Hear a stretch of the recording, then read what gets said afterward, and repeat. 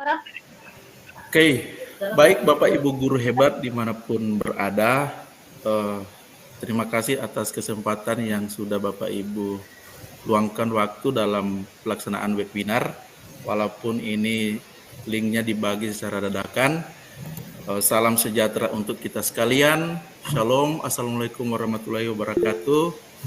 Yang saya hormati Ibu Kepala Sekolah, dalam hal ini diwakili oleh Ibu Wakil Kepala Sekolah Urusan Sarana dan Prasarana, Ibu Alfika Mamelanggo SPD MPD, yang sekaligus calon guru penggerak Angkatan 10 yang luar biasa boleh bergabung pada kegiatan webinar diseminasi budaya positif. Dan saya hormati Ibu narasumber, Ibu Claudia Waloni, Ibu guru hebat yang merupakan juga calon guru penggerak Angkatan 10, Bapak Ibu guru hebat di seluruh dimanapun berada yang sudah bergabung di kesempatan webinar kali ini. Baik Bapak Ibu, sebelum kita memulaikan kegiatan webinar di pagi hari ini, kita buka dulu dengan berdoa, dan doa akan diwakili oleh dari guru SMA dan kepada Ibu, waktu dan layar diberikan. Terima kasih untuk kesempatan yang diberikan kepada saya. Baiklah teman-teman, untuk mengawali pertemuan kita di pagi hari ini, kegiatan webinar yang dilaksanakan oleh Ibu Claudia, izinkan saya untuk membawakan doa menurut agama dan kepercayaan saya, yaitu agama Islam. Mari berdoa. Bismillahirrahmanirrahim.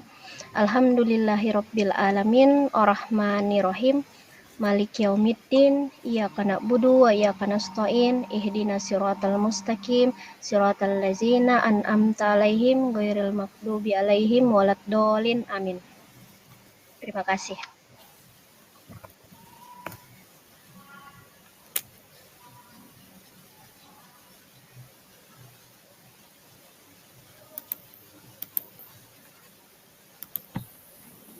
Masih di mute, Pak Yuden. Baik, terima kasih kepada Ibu Faranita Samuel yang sudah membuka kegiatan dengan doa.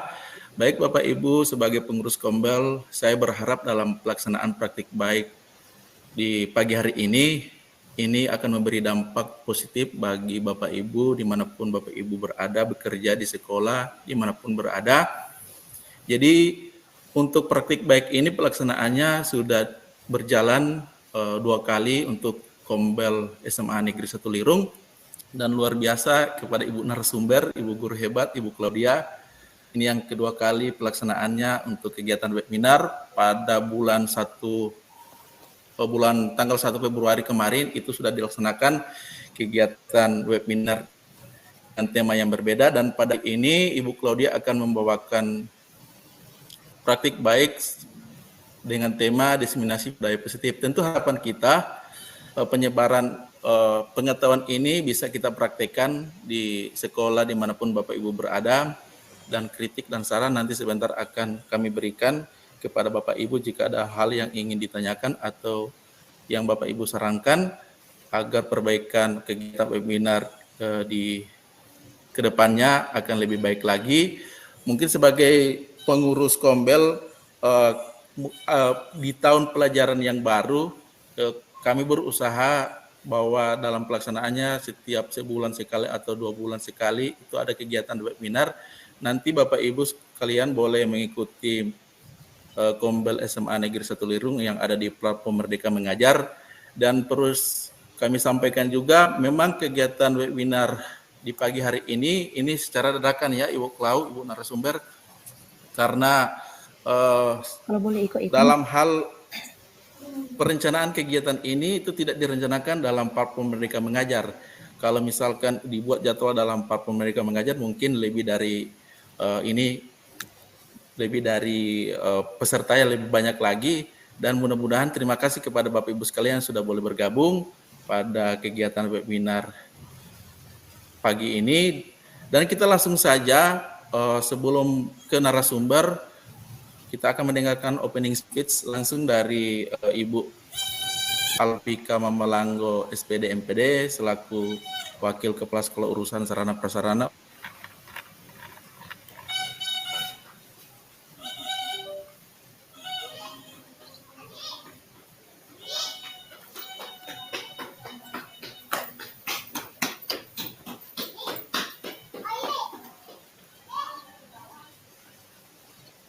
Baik. Ada.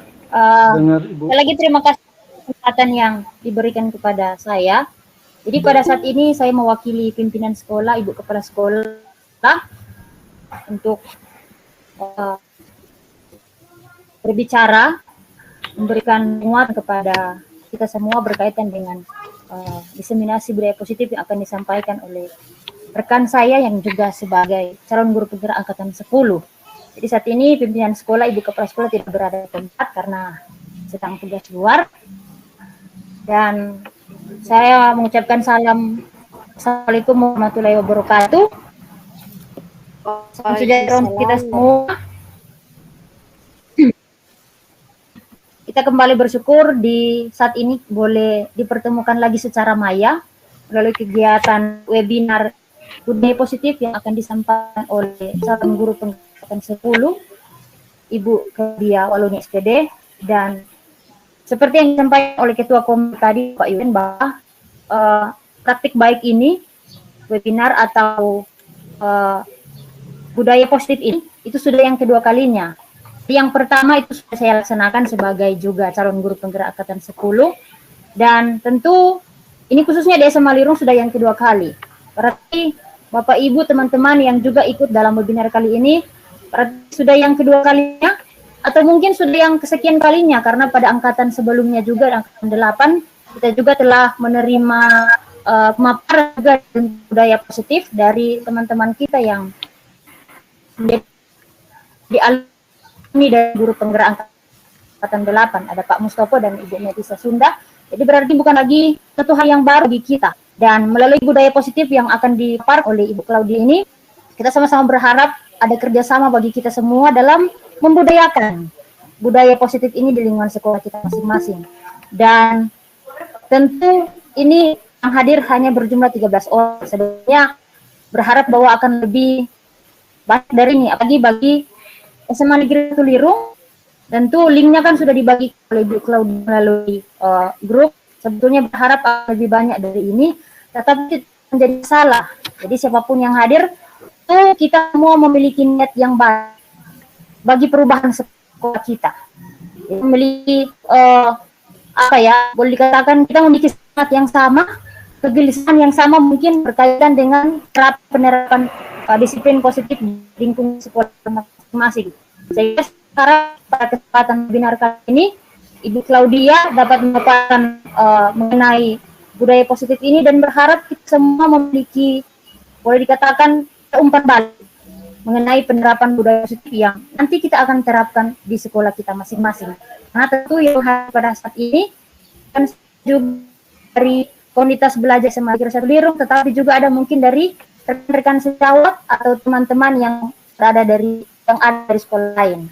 Jadi harapan saya mewakili pimpinan sekolah, budaya positif ini yang sama-sama kita akan dengarkan, akan didengarkan sebentar oleh Ibu Claudia, menjadi satu bekal bagi kita dalam membudayakan budaya positif ini di lingkungan sekolah kita masing-masing. Mungkin demikian yang menjadi opening speech dari saya mewakili pimpinan sekolah. Waktu dikembalikan kepada Ketua Kombel, Pak Yuden. Terima kasih. Baik, terima kasih kepada Ibu Wakil Kepala Sekolah Urusan Prasarana, Ibu Alfika Mamalang SPD MPD. Oke, baik Bapak Ibu, kita beri send reaction tepuk tangan kepada Ibu Wakah. Silakan Bapak Ibu beri reaction tepuk tangan. Oke, terima kasih. Oke, terima kasih. Baik Bapak Ibu, untuk mengefektifkan waktu, kita langsung saja mengikuti praktik baik diseminasi budaya positif yang nanti akan disampaikan oleh Ibu Guru Hebat, Ibu Claudia Waloni SPD, dan kepada Ibu waktu dan layar diberikan.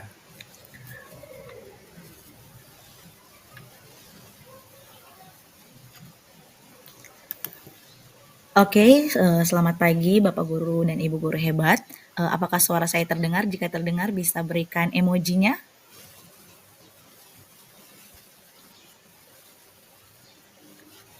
Oke, terima kasih. Bapak Ibu Guru hebat, di kesempatan kali ini saya akan menyebarkan pemahaman tentang budaya positif yang ada di sekolah. Dan izinkan saya untuk berbagi layar pada saat ini.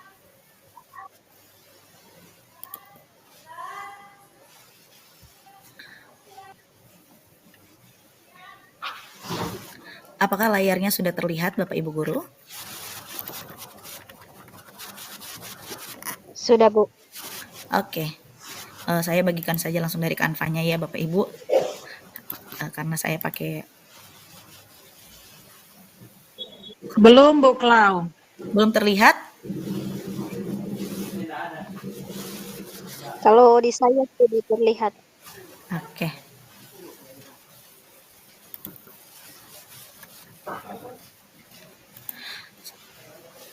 Salam dan bahagia Bapak Ibu Guru hebat. Assalamualaikum warahmatullahi wabarakatuh. Damai sejahtera, Om Swastiastu, Namo Buddhaya, salam kebajikan, Rahayu Rahayu untuk kita semua.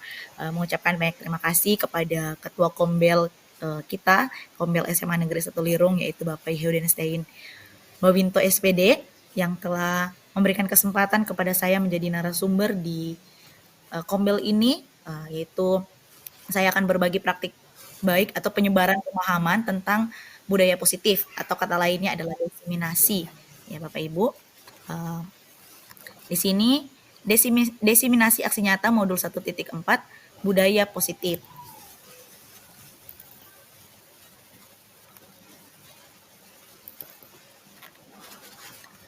Nah, di sini menyebarkan pemahaman dan pengalaman budaya positif. Oke Bapak Ibu, di sini saya mau memperkenalkan yaitu fasilitator saya, yaitu Bapak Jerry F. Worang MM, dan pengajar praktik saya yaitu Bapak Egel Kamamuli SPD MPD GR. Mereka merupakan pengajar praktik dan fasilitator CGP Angkatan 10 kelas 10.6 Kabupaten Kepulauan Talaut. Oke Bapak Ibu, untuk kesepakatan, saya minta kesepakatan kita bersama, yaitu di webinar kali ini saya minta untuk Bapak Ibu Guru hebat untuk mengaktifkan kamera.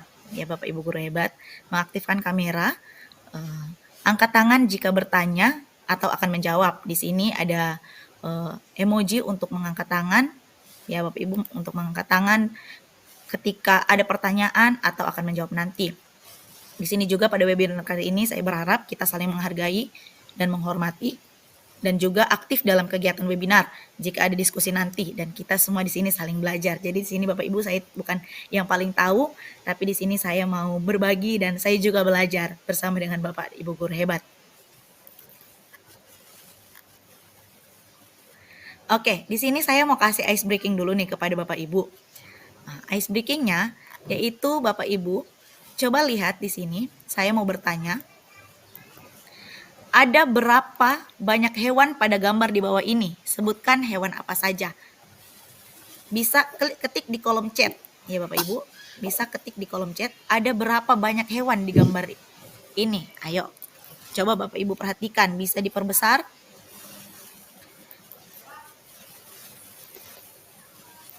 Ada berapa banyak hewan yang ada pada gambar ini? Ya, silakan Bapak Ibu Guru mencurahkan pendapatnya. Ya, Pak Yuden 4 katanya. Ibu Faranita 4. Ibu Alfika 8. Waduh, banyak juga ya. Ibu Anissa Angel 5. 6. Ibu Irma 6 katanya, langsung. Ibu Haryani 5. Ayo, ini ada kefokusan dan ketelitian daripada kita ya Bapak Ibu.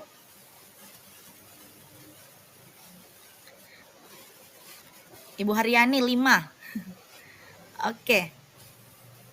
Bapak Adrianto 5. Waduh. Berarti masih yang lebih banyak ini siapa ini? 5. Ibu Alfika sama Ibu Tris katanya 5. Oke. mari kita lihat ada berapa banyak hewan yang ada pada gambar ini. Kita akan lihat. Oke, Bapak Ibu, kita lihat. Di sini kita lihat ada, tadi Bapak Ibu bilang ada 5, 8 paling banyak ya. Di sini kita lihat ada berapa? 1, 2, 3, 4, 5, 6, 7, 8, 9, 10, 11, 12, 13. Oh, Bapak Mario ekspresinya wow. Kenapa kok bisa? Kalau Bapak Ibu perhatikan, ini di belalainya gajah, ini ada dolphin. Ya, Bapak Ibu tahu kan dolphin? Dolphin itu lumba-lumba. Nah, Ibu Haryani bertanya-tanya mungkin. Nah, lalu ada krokodil. Ya, di sini ada buaya. Kalau Bapak Ibu perhatikan itu ada buaya. Ya, baru ada prawn itu si kelinci. Nah, prawn itu apa ya? Kelinci. Baru ada mouse, ini ada tikus. Baru ada cat, ada kucing, ada snake. Di bagian ekor si gajah ini ada snake. Coba Bapak Ibu lihat ekornya membentuk ular. Baru ada dog, ada anjing ya Bapak Ibu di bagian ini. Donkey ini atau keledai, ini si keledai, ada anjing, ada kucing, dan ada tikus. Baru ada mosquito. Sorry, ini yang jago bahasa Inggris. Ada nyamuk, ya Bapak Ibu harus jeli matanya, ada nyamuk. Baru ada elephant, ada gajah. Baru ada tortoise atau kura-kura. Baru di mata gajah ada ikan. Baru di sini di kepalanya ada kepala burung. Jadi Bapak Ibu ketika kita hanya melihat sekilas, mungkin hanya gambar-gambar besar saja. Sama seperti tadi Bapak Ibu guru bilang hanya ada 5. Nah, yang mendekati ternyata Ibu Alfika. Ternyata matanya Ibu Alfika sangat jeli dalam melihat gambar-gambar yang kecil. Oke, kita akan lanjut Bapak Ibu. Pada topik diseminasi ini, saya akan membahas 6 topik. Saya akan membahas 6 topik, yaitu yang pertama disiplin positif dan nilai-nilai kebajikan universal, teori motivasi, hukuman dan penghargaan, restitusi. Yang ketiga keyakinan kelas, yang keempat kebutuhan dasar manusia dan dunia berkualitas, yang kelima restitusi, 5 posisi kontrol, dan yang keenam restitusi segitiga restitusi.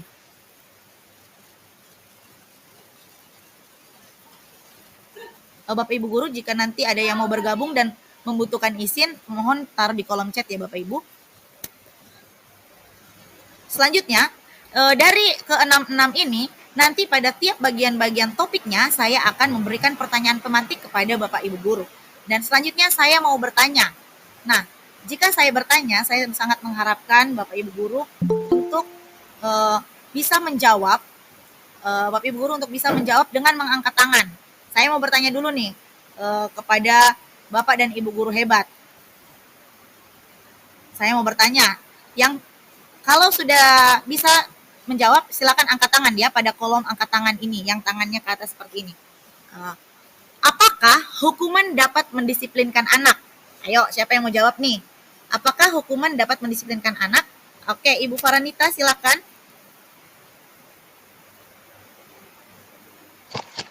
Oke, terima kasih atas kesempatan yang diberikan kepada saya.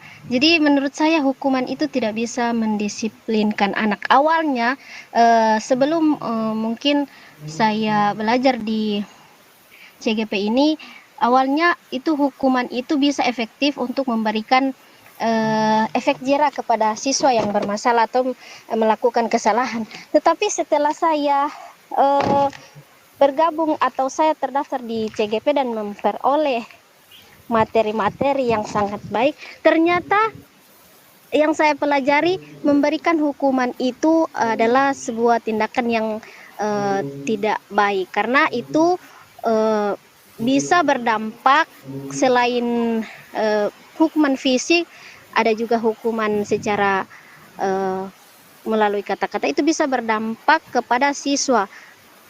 Bisa jadi siswa itu tidak menyukai guru yang memberikan hukuman itu. Itu dari saya, Ibu Claudia. Oke, terima kasih Ibu Nita terima kasih Ibu Nita atas jawabannya. Ada lagi yang mau menjawab, apakah hukuman dapat mendisiplinkan anak? Ayo Bapak Ibu guru, saya mau bertanya, apakah hukuman dapat mendisiplinkan anak?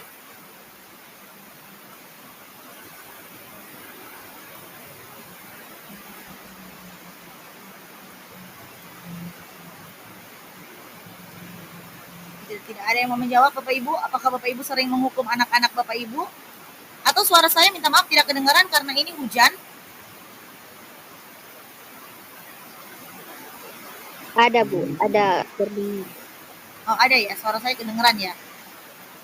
Oke Bapak Ibu, selanjutnya pada pertanyaan yang kedua.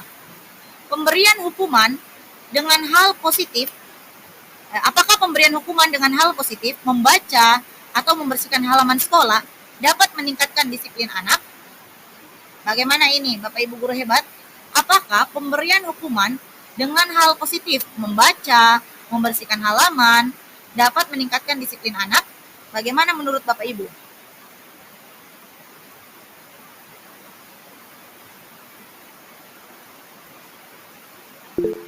Ayo, Ibu Faranita lagi silakan.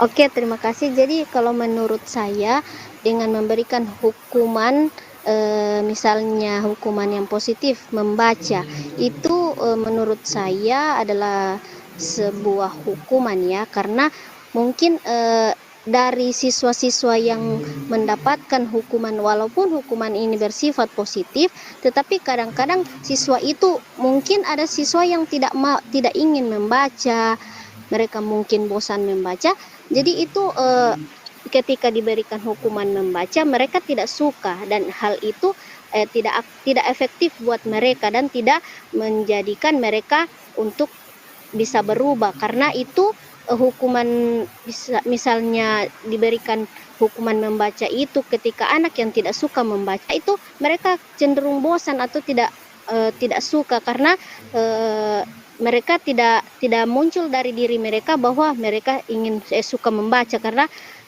mereka bisa terbebani dengan disuruh membaca tersebut. Itu dari saya Ibu Claudia. Terima kasih. Oke, Pak Mario. Ya, terima kasih atas kesempatan. Jadi menurut saya pemberian hukuman kepada anak tentunya akan berdampak negatif. Walaupun dalam hal ini hukuman yang diberikan adalah hukuman yang positif, ini membaca maupun maksudnya hukuman dalam konteks ini adalah hukuman yang positif. Tapi menurut saya namanya memberikan hukuman kepada anak tetap akan berdampak negatif buat si anak tersebut, karena mungkin dia akan merasa oleh teman-temannya, merasa saya dihukum, merasa malu, pastinya akan merasa malu, dan mungkin setelah dia kembali ke kelas bergabung dengan teman-temannya mungkin dia akan merasa minder karena habis diberikan hukuman, walaupun hukuman di sini dalam konteks yang positif. Terima kasih Ibu Claudia.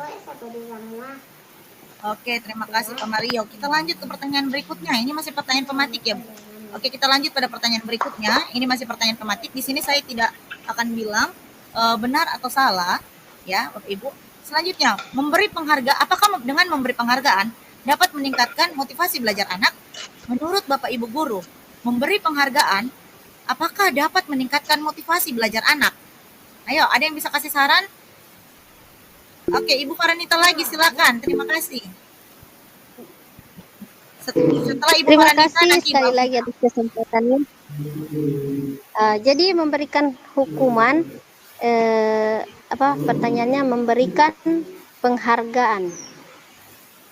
Itu menurut saya tidak efektif Bu Claudia, karena ketika kita memberikan penghargaan kepada siswa, mereka akan cenderung ketergantungan atas apa yang kita berikan. Misalnya ketika anak berbuat positif, dia akan menuntut.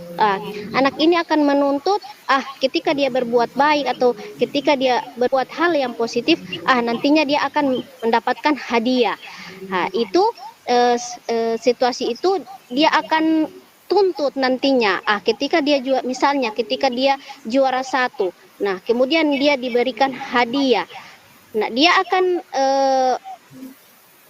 dia akan motivasinya itu ketika dia berbuat sesuatu yang baik pasti dia akan mendapatkan imbalannya. Nah, itu motivasi yang bukan keluar dari dirinya sendiri, itu dari luar. Ingin mengharapkan sesuatu imbalan ketika dia berbuat baik. Itu dari saya, Ibu Claudia. Terima kasih. Oke, terima kasih. Silakan Ibu Alfika dan nanti dilanjutkan oleh Pak Mario. Ya, terima kasih atas kesempatan. Jadi pertanyaan pemantik yang ketiga, memberi penghargaan dapat meningkatkan motivasi belajar anak. Jadi saya kira kalau berkaitan dengan penghargaan itu meningkatkan motivasi belajar, bisa. Tetapi kita lihat dulu konteksnya seperti apa. Seperti yang dikatakan, kalau seperti yang dikatakan oleh Ibu Faranita tadi, anak itu semakin tergantung dengan ada bisa dikatakan imbalan dari ketika dia melakukan hal positif, dia akan diberikan penghargaan. Tetapi itu mungkin dalam konteks di dalam kelas. Seperti misalnya begini, anak yang memiliki nilai terbaik, dia akan diberikan penghargaan dengan ranking 1, ranking 2, dan ranking 3. Saya kira hal seperti itu, seperti dikatakan lalu mungkin dalam pembahasan materi kita dari instruktur, dalam jangka waktu yang lama itu akan menjadi tidak baik. Tetapi dalam jangka waktu yang lama akan menjadi baik ketika setiap individu anak dia menerima penghargaan dari guru. Ya, artinya apa? Guru dapat memberikan penghargaan, tetapi tidak secara menyeluruh dalam kelas. Guru fokus ke siswa A hari ini. Kemudian dia akan memberikan penghargaan kepada siswa B keesokan harinya, dan seterusnya. Sehingga di dalam kelas itu berjumlah 30 siswa, semuanya itu dikatakan juara. Sehingga semua pasti mendapatkan yang namanya penghargaan. Saya kira itu berkaitan dengan motivasi belajar anak. Jadi intinya penghargaan itu bisa efektif untuk meningkatkan belajar. Tetapi konteksnya bukan seperti yang kita terapkan selama ini. Anak diberikan sertifikat ketika dia juara 1, juara 2, juara 3. Tapi guru lebih fokus kepada masing-masing individu dari peserta didik tersebut. Sehingga tidak ada yang juara 1, juara 2, juara 3. Yang ada adalah urutan pertama dan urutan ke-30 dalam kelas, mereka semua itu adalah juara bagi guru. Terima kasih, itu mungkin dari saya. Oke, terima kasih. Bapak Mario bagaimana? Terima kasih, diskusinya sangat baik sekali. Pak Mario? Oh ya, lanjut nanti Ibu Anissa. Apa yang saya sampaikan sudah disampaikan oleh Ibu Alfa tadi. Jadi memang penghargaan itu hanya akan berdampak baik jangka pendek saja. Tapi untuk jangka panjang saya rasa tidak, justru akan berdampak buruk untuk siswa tersebut maupun kepada guru yang sering memberikan penghargaan kepada dia ataupun guru lain yang mungkin tidak pernah memberikan penghargaan kepada dia. Jadi penghargaan itu akan berdampak baik jangka pendek, tapi jangka panjang saya rasa tidak akan berdampak baik untuk murid tersebut. Terima kasih. Oke, terima kasih Pak Mario. Baik, Ibu Anissa Angel.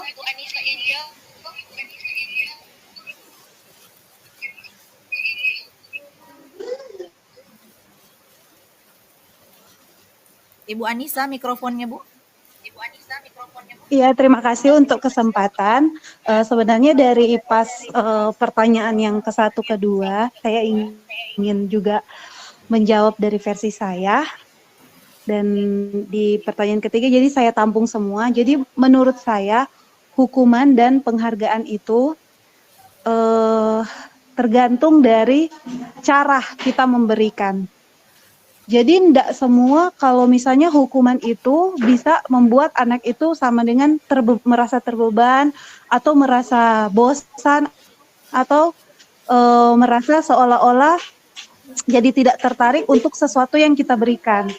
Saya pernah terapkan di sekolah saya, misalnya kalau mereka terlambat, sebelum saya memberikan hukuman, kita sudah ada kesepakatan, misalnya Dek, kalau misalnya datang jam begini atau pas mempe mata pelajaran pertama itu terlambat, orang nanti akan ada punishment, ada hukuman. Jadi itu dibuat dulu kesepakatan dengan anak-anak. Terus misalnya membersihkan halaman atau WC, atau misalnya orang mesti mau baca buku atau presentasi atau apa yang orang buat, itu orang buat kesepakatan dulu. Nah, jadi ketika pun dorang terlambat, menurut saya hukuman itu tidak membebani mereka, karena di situ kita telah membuat kesepakatan. dan lewat hukuman itu mereka jadi menyadari bahwa ketika mereka melanggar sesuatu akan ada hukuman. Karena saya selalu sampaikan bahwa kalau nanti sudah selesai sekolah, dunia kerja itu lebih keras. Kalau misalnya di sekolah mungkin masih ada toleransi, terlambat atau buat kesalahan. Nah, itu dari sekolah, dari guru-guru masih ada toleransi memberikan hukuman. Tapi kalau di dunia kerja, mau tidak mau, kalau misalnya budaya malas atau terlambat itu masih terbawa di dunia kerja, itu akan menyebabkan bisa kehilangan pekerjaan, masalah dengan atasan dan sebagainya. Kemudian untuk memberikan penghargaan dapat meningkatkan motivasi belajar anak. Nah, saya sangat setuju dengan kata-kata ini. Penghargaan itu seperti apa? Itu bukan cuma memberikan semacam piagam setiap kali anak-anak misalnya dari 5 soal yang saya berikan, mereka hanya mampu menjawab 2 atau 3 soal. Saya selalu memberikan penghargaan. Tapi bukan menyuruh teman-teman yang lain berikan tepuk tangan. Meskipun di teman-temannya yang lain ada yang lebih mampu menjawab 4-5 soal. Tapi kalau saya lihat kemampuannya yang mungkin lebih di bawah, tapi dia mampu menjawab melebihi ekspektasi yang sebenarnya, saya memberikan penghargaan seperti tepuk tangan atau saya bilang, wah luar biasa ada kemajuan. Dan saya juga mendorong teman-temannya yang lain juga memberikan apresiasi. Bagi saya, dan penghargaan itu membuat anak itu jadi semangat. Jadi ketika pertemuan berikut, mereka yang awalnya malu-malu, takut salah, tapi karena ketika mereka punya usaha sedikit saja, kita beri apresiasi, penghargaan lewat tepuk tangan atau kata-kata positif, itu membuat mereka, oh ketika di pertemuan berikut yang biasanya malu-malu langsung tunjuk tangan, mem saya mau maju, saya mau menjelaskan versi saya mau memberikan misalnya karena saya guru fisika, ketika saya memberikan latihan soal yang biasanya awalnya mereka takut salah, takut ini, nah ketika di budaya kelas saya selalu mengapresiasi hal-hal kecil. Nah, mereka jadi berani dan mau mencoba. Itu menurut saya tentang hukuman dalam mendisiplinkan anak dan juga memberi penghargaan yang meningkatkan motivasi belajar anak.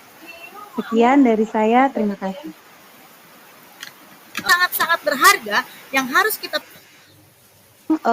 hukuman dalam mendisiplinkan anak dan juga memberi penghargaan yang meningkatkan motivasi belajar anak. Sekian dari saya, terima kasih. Oke, terima kasih Ibu Anissa dan kepada semua guru lainnya. Sangat hebat sekali jawaban-jawaban dari Ibu. Ini merupakan suatu kolaborasi ya. Jadi kita semua di sini belajar tentang apa itu hukuman, apa itu penghargaan. Oke, kita lanjut. Ini sebenarnya ada games, tapi saya cuma mau kasih ilustrasikan saja tentang kepalan tangan. Jadi Bapak Ibu, coba kita berhayal saja. Misalnya di tangan kita ini ada sesuatu yang sangat berharga, ya Bapak Ibu. Di tangan kita ini ada sesuatu yang sangat berharga yang harus kita pegang, dan ada teman kita yang menginginkan agar kepalan tangan kita terbuka. Coba Bapak Ibu khayalkan atau Bapak Ibu pikir, apakah kita akan membuka kepalan tangan kita ini yang berisi barang berharga, misalnya dengan bujukan, dengan rayuan, atau dengan paksaan? Apakah kita akan membuka kepalan tangan kita ketika kita dibujuk atau ketika kita dirayu, sedangkan ada sesuatu yang berharga dalam diri kita? Coba satu orang saja saya minta untuk menjawab.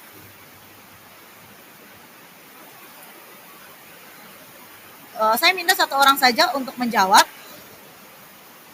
karena waktu kita berjalan. Jika kita memiliki sesuatu barang berharga di tangan kita, terus ada seseorang yang mau memaksa, mau membujuk sehingga kepalan tangan kita ini terbuka, apakah Bapak atau Ibu guru akan membukanya?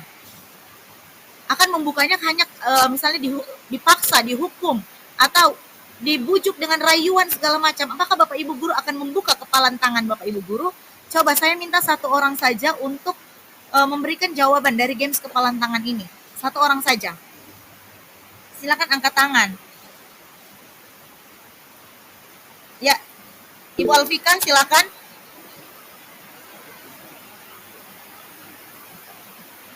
Ya, terima kasih. Mungkin pendapat jadi ini kan dengan kita berkontrol, di mana saya tahu bahwa dengan saya adalah yang berhak. Kita kontrol diri kita, apa raguan atau apa jika tahu bahwa kita tidak itu akan membantu kita. Didasari bahwa saya memiliki kontrol diri. Jadi apapun mungkin orang lain mau membuat supaya saya ini membuka kepentangan, saya tidak akan membukanya. Karena saya tahu di tangan saya itu adalah sesuatu yang berharga. Ini berkaitan dengan kontrol diri. Terima kasih.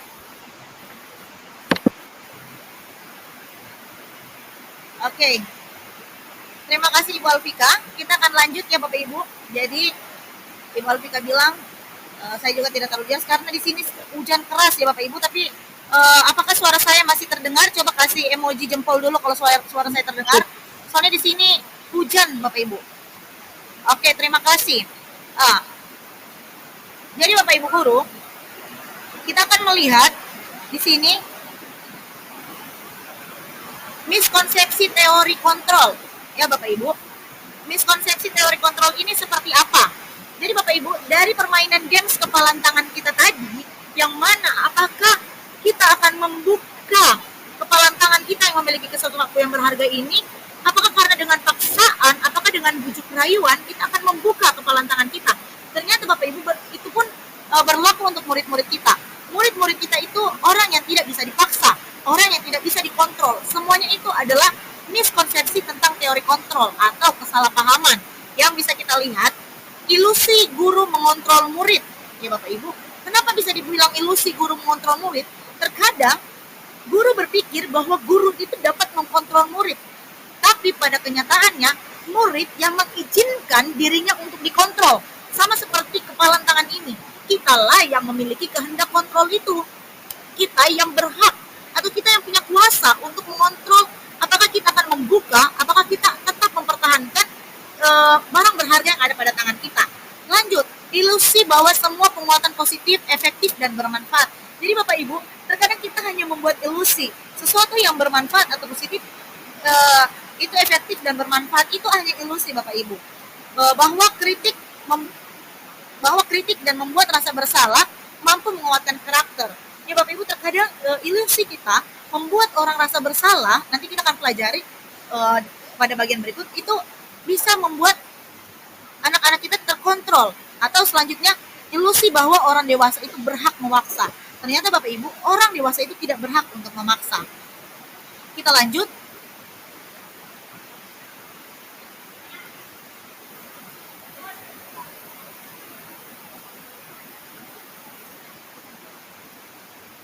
Ya, Bapak Ibu, ini ada stimulus respon, ya. Bapak Ibu, realitas atau kebutuhan, stimulus responnya atau yang sering kita pikir-pikirkan, ya Bapak Ibu, kebutuhan kita sama. Sedangkan kalau di teori kontrol, kebutuhan kita itu berbeda. Sama seperti kebutuhan saya berbeda dengan kebutuhan Bapak Ibu. Lalu kalau di stimulus respon, semua orang melihat hal yang sama. Nah Bapak Ibu, ternyata setiap orang itu memiliki gambaran yang berbeda kalau di teori kontrol. Kita mencoba mengubah orang agar berpandangan sama dengan kita, ya Bapak Ibu. Tapi seharusnya kita berusaha memahami pandangan orang lain tentang dunia. Selanjutnya, perilaku buruk dilihat sebagai suatu kesalahan. Semua perilaku memiliki tujuan. Jadi Bapak Ibu, perilaku buruk itu bukan hanya sekedar kesalahan yang miskonsepsi kita, tapi perilaku itu yang kita lakukan semuanya memiliki tujuan. Miskonsepsi juga tentang orang lain bisa mengontrol saya, tapi pada kenyataannya di teori kontrol hanya saya atau hanya Anda yang bisa mengontrol diri Anda sendiri, sama seperti kepalan tangan tadi. Selanjutnya, saya bisa mengontrol orang lain. Nah, pada teori kontrol saya atau Anda tidak bisa mengontrol orang lain. Selanjutnya, pemaksaan ada pemaksaan ada pada saat bujukan gagal. Nah, ini Bapak Ibu, ini teori yang salah. Sedangkan di teori kontrol, kolaborasi dan konsekuensi menciptakan pilihan-pilihan baru. Nah, pada stimulus respon, itu model berpikir menang kalah. Jadi yang melakukan keburukan itu kalah. Tapi pada teori kontrol, mode berpikir menang-menang. Oke, selanjutnya, pertanyaan pemantik lagi nih. Pernahkah Bapak Ibu guru mendengar kata disiplin? Bisa komen di sini ya Bapak Ibu ya. Pernahkah Bapak Ibu guru mendengar kata disiplin? Bisa Bapak Ibu guru taruh saja di kolom chat. Pernah atau tidak? Ya. Selanjutnya, menurut Bapak Ibu guru, ketika mendengar kata disiplin, apakah kata disiplin yang terlintas di benak Bapak Ibu guru? Ya Bapak Ibu guru, menurut Bapak Ibu, ketika mendengar kata disiplin, makna apa yang terlintas di benak kita? Selanjutnya, pernahkah Bapak Ibu guru menerapkan kedisiplinan di kelas? Ya, tentunya pernah ya. Ya, pernah. Ya, Ibu Anissa. Pasti kita semua pernah menerapkan kedisiplinan di kelas. Selanjutnya, sini saya akan bagikan. Kata disiplin berasal dari bahasa Latin atau disiplina yang artinya belajar. Makna asal dari kata ini berkonotasi dengan disiplin diri dari murid-murid Sokrates dan Plato. Disiplin diri membuat orang menggali potensi menuju sebuah tujuan apa yang dihargai. Namun dalam budaya kita, makna kata disiplin telah berubah menjadi sesuatu yang dilakukan seseorang pada orang lain untuk mendapat kepatuhan. Kecenderungan umum adalah menghubungkan kata disiplin dengan ketidaknyamanan, bukan dengan apa yang kita hargai atau pencapaian suatu tujuan mulia. Jadi Bapak Ibu, kata disiplin ini sudah menjadi miskonsepsi pada diri kita, di mana seseorang melakukan disiplin ini untuk membuat orang lain patuh. Tapi sebenarnya kepatuhan itu hanya dapat dikontrol oleh diri kita sendiri melalui suatu tujuan yang mulia. Nah Bapak Ibu, kita masuk di nilai-nilai kebajikan universal. Nilai-nilai kebajikan adalah sifat-sifat positif manusia yang merupakan tujuan mulia yang ingin dicapai setiap individu. Nilai-nilai tersebut bersifat universal dan lintas bahasa, suku bangsa, agama, maupun latar belakang. Setiap perilaku perbuatan memiliki suatu tujuan, menurut Dr. William Glasser pada teori kontrol. Dengan mengaitkan nilai-nilai kebajikan yang diyakini seseorang, maka motivasi intrinsiknya akan terbangun sehingga menggerakkan motivasi dalam bentuk mencapai tujuan mulia yang diinginkan. Nah Bapak Ibu, ini ada contoh dimensi pada profil pelajar Pancasila yang telah kita ketahui bersama. Dimensi profil pelajar Pancasila yaitu beriman dan bertakwa kepada Tuhan Yang Maha Esa, berkebinekaan global, bergotong royong, kreatif, bernalar kritis, dan mandiri. Ada beberapa contoh juga dari dari nilai-nilai kebajikan, contohnya menghargai, menghormati, integritas, tanggung jawab, komitmen, dan masih banyak lagi nilai-nilai kebajikan yang bisa menjadi contoh untuk kita semua. Nah, Bapak Ibu, kita lanjut pada materi berikutnya dan ada pertanyaan pemantik. Sebagai seorang guru, saat Anda atau saat saya hadir mengajar di kelas tepat waktu, apakah motivasi apakah yang mendasari tindakan Bapak Ibu? Motivasi apa? Apakah Bapak Ibu datang tepat waktu karena tidak ingin ditegur oleh atasan dan kemudian mendapat surat peringatan atau hanya ingin mendapat pujian dari atasan? Coba Bapak Ibu bisa jawab satu orang di sini pertanyaan pemantik yang ini. Apakah Bapak Ibu guru datang tepat waktu karena tidak ingin ditegur? Atau Bapak Ibu guru datang tepat waktu ke sekolah hanya ingin mendapat pujian dari atasan? Ya Ibu Anissa, motivasi saya karena saya merasa bertanggung jawab untuk tugas saya. Ya, Ibu Anissa berjawab. Ibu Alfika, disiplin selalu dimaknai sebagai kepatuhan terhadap aturan. Nah, kita lanjut ya Bapak Ibu. Nah, apakah Bapak Ibu datang tepat waktu karena ingin menjadi orang yang menghargai diri Anda sendiri sebagai teladan bagi murid-murid, karena Anda percaya tindakan sebagai guru akan dicontoh oleh murid-murid Anda? Sama seperti Ibu Anissa pada kolom chatnya berkata, motivasi saya karena saya ingin bertanggung jawab untuk tugas saya. Jadi Bapak Ibu guru, di sini kita akan belajar mengenai motivasi perilaku manusia. Ya, motivasi perilaku manusia ada 3, ya Bapak Ibu. Yang pertama, Diane Gosen dalam bukunya Restructuring School Discipliner menyatakan 3 motivasi perilaku manusia. Yang pertama, perilaku manusia menghindari ketidaknyamanan atau hukuman. Yang kedua, mendapatkan imbalan atau penghargaan dari orang lain. Yang ketiga, menjadi diri sendiri yang diinginkan, menghargai sesuai dengan nilai-nilai yang dipercayai. Jadi Bapak Ibu guru, apakah Bapak Ibu guru berada pada ketiga motivasi ini? Apakah Bapak Ibu guru berada pada motivasi eksternal yang contohnya menghindari ketidaknyamanan atau hukuman, atau Bapak Ibu guru datang ke sekolah tepat waktu untuk mendapat imbalan atau pujian, atau Bapak Ibu guru datang ke sekolah menjadi diri sendiri karena Ibu guru merasa bertanggung jawab akan hal tersebut. Ya Bapak Ibu guru, begitu juga dengan murid-murid kita. Kita sebagai guru menjadi contoh disiplin bagi murid-murid kita. Bagaimana kita mau menerapkan motivasi intrinsik atau di sini be yourself kepada murid-murid kita, motivasi yang menginginkan murid-murid kita supaya mereka datang tepat waktu, datang ke sekolah karena keinginan mereka sendiri, karena mereka berasa bertanggung jawab atas suatu hal yang mereka yakini. Tapi sedangkan diri kita datang ke sekolah hanya karena takut dihukum, atau kita datang ke sekolah supaya kita mendapat pujian, datang tepat supaya kita mendapat pujian dari pimpinan kita. Jadi Bapak Ibu guru, mari kita lihat, kita perhatikan. Di sini juga saya belajar, saya juga merasa tertegur dari sini lewat 3 motivasi yang disampaikan oleh Diana Gosen ini. Ya, di sini saya mau menerapkan kembali menjadi diri sendiri yang menghargai sesuatu nilai-nilai yang saya percayai, sehingga saya bisa menerapkan ini kepada anak-anak saya. Sama seperti Ibu Farnita berkata, kalau saya motivasi datang dari diri saya sebagai tanggung jawab, saya sebagai orang yang menghargai nilai-nilai universal tersebut. Nah, kita lanjut. Apakah yang Bapak Ibu guru hebat lakukan jika ada murid yang melanggar peraturan? Apakah Bapak Ibu guru akan memberi hukuman atau Bapak Ibu guru akan memberikan konsekuensi atau restitusi? Yang bisa jawab, bisa angkat tangan 1 orang saja. Bisa sharing nih Bapak Ibu guru, apa yang Bapak Ibu guru hebat lakukan jika ada murid yang melanggar peraturan yang ada? Apakah Bapak Ibu guru akan memberi hukuman, ataukah Bapak Ibu guru akan memberikan konsekuensi, atau akan memberikan restitusi? Ayo, siapa nih yang mau jawab nih? 1 orang aja. Tadi saya sempat lihat ada Bapak Nasihun Amin angkat tangan tadi. Siapa tahu Bapak Nasihun Amin mau menjawab juga.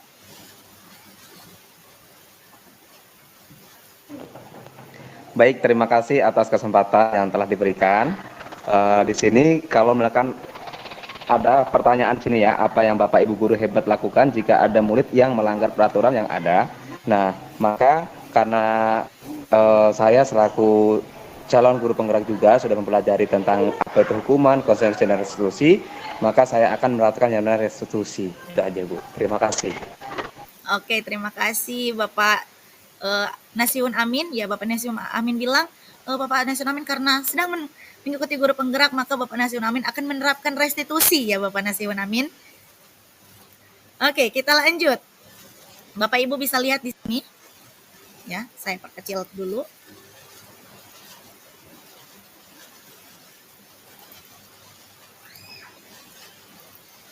Oke. Nah, di sini kita lihat perbedaan hukuman dan konsekuensi. Ya Bapak Ibu, kalau hukuman itu sesuatu yang menyakitkan harus terjadi, sedangkan konsekuensi sesuatu yang harus terjadi.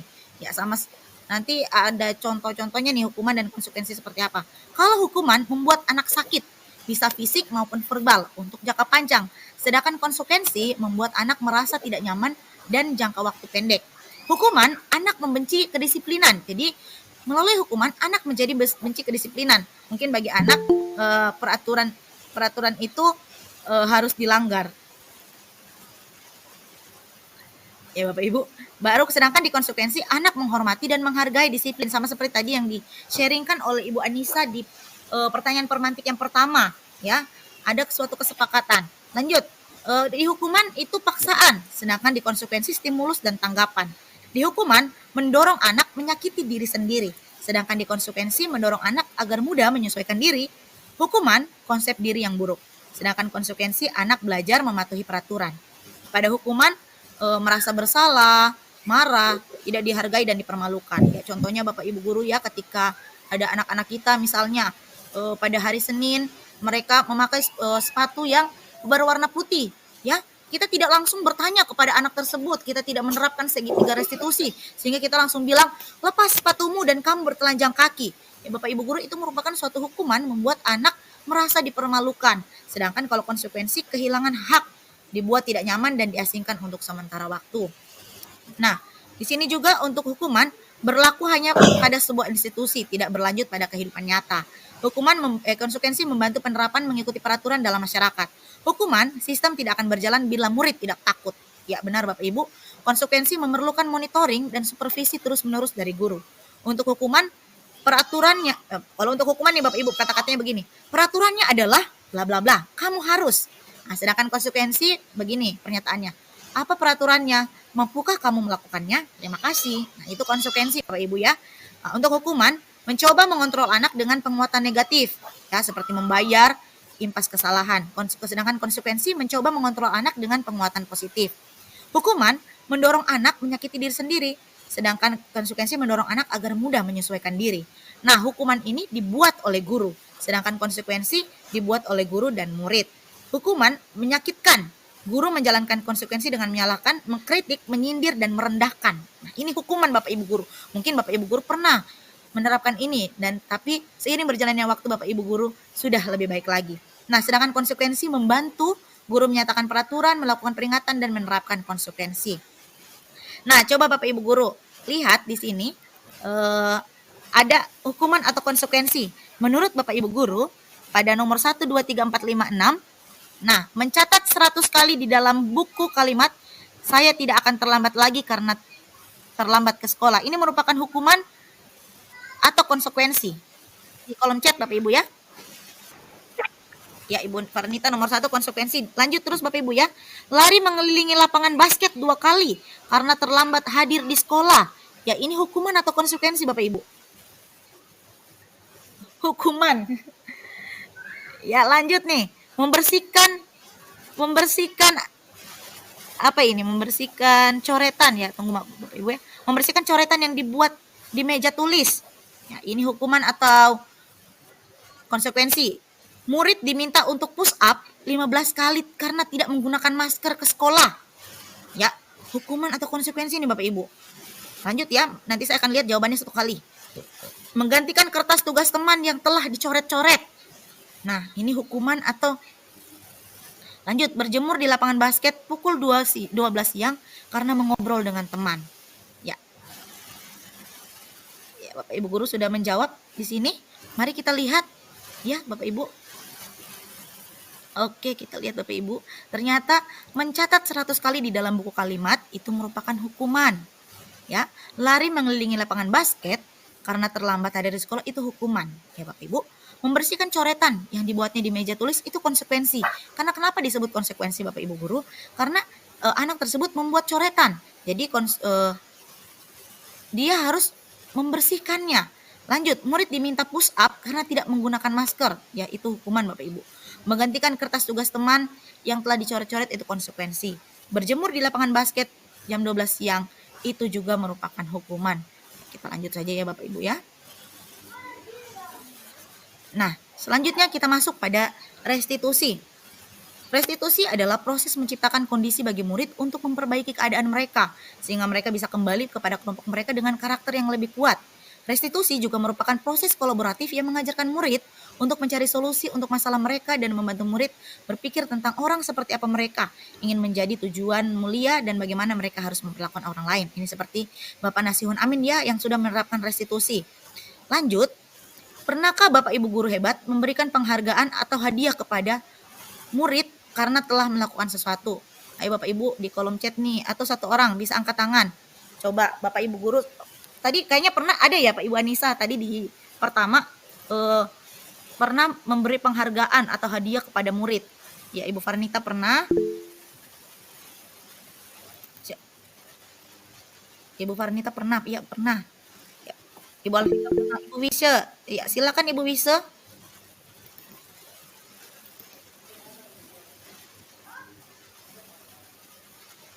Ibu Wisya, di mute Ibu Wisya. Maaf ya, saya lagi di menamakan kelas 6 SD, jadi keluar ruangan sebentar. Terima kasih atas kesempatan. Eh, saya pernah memberi penghargaan kepada murid, tapi saya rasa itu sangat baik karena anak itu bisa termotivasi dengan apa yang sudah saya berikan, yaitu pada semester kemarin ceritanya begini. Pada semester kemarin anak ini sering tidak masuk dalam kelas, bolos melulu, sehingga dalam 6 bulan dalam satu semester itu kemungkinan paling tinggi cuma 5 kali masuk dalam kelas. Terus saya memanggilnya secara pribadi. Saya tidak melakukan itu di depan teman-temannya. Nanti ada yang cemburu. Karena ini kan anak yang tidak sama sekali masuk di dalam kelas. Terus saya melakukan kesepakatan dengan anak ini dengan cara begini.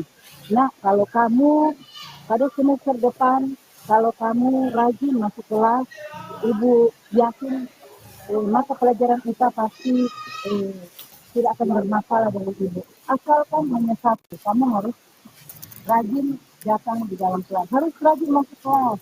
Nah, ternyata dia setuju, dia sepakat. Ternyata dengan apa yang saya lakukan ini luar biasa. Dalam semester ini sama sekali tidak pernah melakukan bolos atau alfa. Dan tugas-tugasnya luar biasa, sangat baik. Tugas-tugasnya tidak ada yang bolong. Jadi ternyata menurut saya penghargaan itu baik, tetapi mungkin bagaimana cara kita sebagai guru untuk melakukan penghargaan itu. Karena saya merasa penghargaan yang saya berikan itu bermanfaat, memiliki manfaat buat anak itu, dan anak itu berubah. Sehingga menurut saya kita sebagai guru bisa juga melakukan penghargaan asal kita melihat kondisinya seperti apa. Penghargaan itu bisa dilakukan mungkin secara pribadi. Bapak Ibu jangan di depan teman-temannya. Mungkin kalau di depan teman-temannya ada yang cemburu. Kok tidak pernah hadir terus dijanjikan akan tuntas. Seperti itu misalnya. Tapi itu merupakan motivasi dengan buat dia. Ternyata pada semester ini dia membuktikan bahwa apa yang dijanjikan itu luar biasa, itu dipenuhinya sehingga dia bisa mendapatkan nilai atau hasil yang baik. Terima kasih. Oke, terima kasih Ibu Wisya. Silakan di-unmute kembali.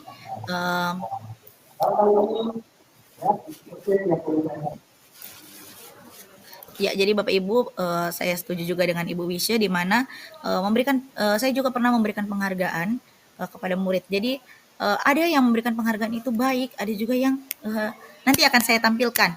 Ya, tapi kalau kita memberikan penghargaan kepada seorang, lebih baiknya kita memberikan penghargaan secara pribadi ya Bapak Ibu ya. Mari kita lanjut untuk mengerti. Ya, ini. Menurut Alfikon, dihukum oleh penghargaan. Oh Bapak Ibu, saya sangat kaget sekali ketika saya belajar pendidikan guru penggerak ini Bapak Ibu, dengan kata-kata dihukum oleh penghargaan. Kok bisa ya penghargaan itu menghukum? Ya, menurut Alfikon, saat kita berulang kali menjanjikan hadiah kepada anak agar berperilaku bertanggung jawab, atau kepada seorang murid agar mempelajari sesuatu yang baru, atau kepada seorang karyawan agar melakukan pekerjaan yang berkualitas, kita sedang berasumsi mereka tidak dapat melakukannya, atau mereka tidak akan memilih untuk melakukannya. Jadi begini Bapak Ibu, yang menurut pemahaman saya ya Bapak Ibu, sama seperti Alfikon berkata, kita sedang berasumsi mereka tidak dapat melakukannya, atau mereka tidak akan memilih untuk melakukannya. Jadi misalnya ada anak yang malas nih Bapak Ibu, terus kita bilang begini, ayolah kamu nanti ibu akan kasih ini, kalau kamu rajin ke sekolah, ibu akan kasih kamu hadiah begini. Jadi kita berasumsi anak itu malas mau ke sekolah ya Bapak Ibu ya. Kita berasumsi anak itu malas ke sekolah, makanya kita harus memberikan mereka suatu gift atau suatu hadiah bagi mereka. Nah, inilah yang menurut Alfikon ini Bapak Ibu. Nah, kenapa dihukum oleh penghargaan? Mari kita lihat Bapak Ibu. Dihukum oleh penghargaan ini bisa bersifat jangka panjang dan jangka pendek. Penghargaan efektif, saya besarkan nih Bapak Ibu ya. Penghargaan efektif jika kita menginginkan seseorang melakukan sesuatu yang kita inginkan dalam jangka waktu pendek. Jika kita menggunakan penghargaan lagi dan lagi, maka orang tersebut akan bergantung pada penghargaan yang diberikan, serta kehilangan motivasi dari dalam. Nah, sama seperti tadi saya bilang Bapak Ibu, ketika kita memberikan terus penghargaan, mereka akan kehilangan motivasi intrinsik dalam diri mereka.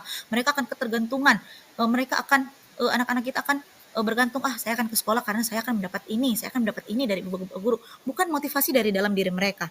Jika kita mendapatkan penghargaan untuk melakukan sesuatu yang baik, maka selain kita senantiasa berharap mendapatkan penghargaan tersebut lagi, kita pun menjadi tidak menyadari tindakan baik yang kita lakukan. Jadi kita tidak bisa menyadari tindakan baik tersebut.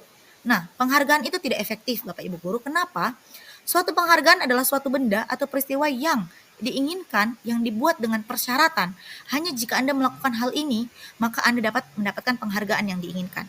Jika saya mengharapkan suatu penghargaan dan tidak mendapatkannya, maka saya akan kecewa dan berkecil hati, serta kemungkinan lain kali saya tidak akan berusaha keras sebelumnya. Jadi Bapak Ibu, ketika kita memberikan penghargaan kepada anak didik kita, kepada murid-murid kita, itu menjadi tidak efektif. Karena kenapa?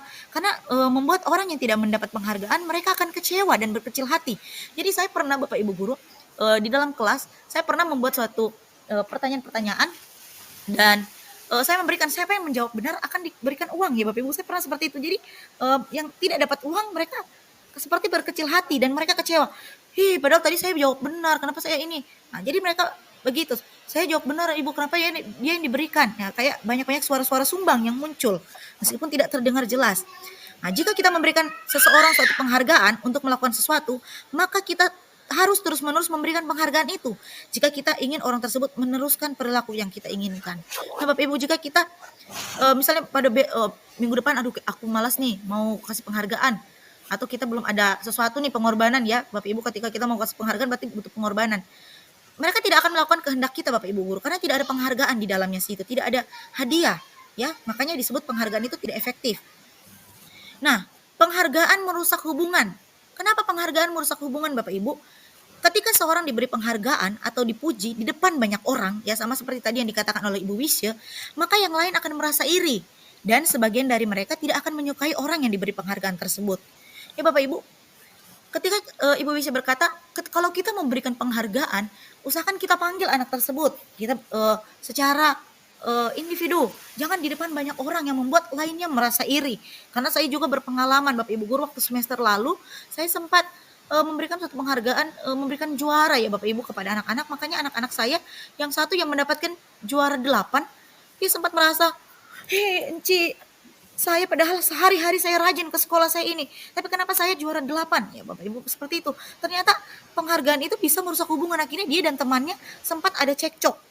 Jika seorang guru sering memberikan penghargaan kepada murid-muridnya, besar kemungkinan murid-muridnya termotivasi hanya untuk menyenangkan gurunya. Mereka tidak akan bersikap jujur kepada guru tersebut. Ya, benar sekali Bapak Ibu ya. Penghargaan menciptakan persaingan di dalam kelas, dan persaingan menciptakan kecemasan. Ya Bapak Ibu, jadi gangguan kecemasan bagi anak-anak. Takut nih, misalnya kalau saya tidak dapat juara 1, saya akan cemas, orang tua saya akan marah. Ya. Mereka yang percaya bahwa mereka tidak memiliki kesempatan untuk mendapat penghargaan, mereka akan berhenti mencoba. Jadi anak-anak yang merasa mereka tidak akan, saya tidak akan mendapat juara 1, saya tidak akan mendapat ranking 1, biar yang penting naik kelas. Ya Bapak Ibu, seperti itu. Padahal setiap anak kita itu memiliki keunikan dan keistimewaan. Nah, penghargaan mengurangi ketepatan. Menurut riset, dalam suatu percobaan, sekelompok kecil anak laki-laki berusaha sekitar 9 tahun diminta untuk melihat gambar-gambar wajah yang ditampilkan di layar. Dan mereka harus memberitahukan jika wajah-wajah tersebut sama atau berbeda. Gambar-gambar tersebut hampir sama, beberapa dari mereka diberi penghargaan dalam bentuk uang. Ibu, pada saat mereka memberikan jawaban benar, sementara sebagian yang lain tidak. Hasilnya, anak laki-laki yang dibayar membuat lebih banyak kesalahan. Jadi ketika kita mengasumsikan ketika yang bisa menjawab diberikan uang, jadi yang anak-anak tersebut asal-asalan saja menjawab, yang penting ada dari jawaban mereka benar.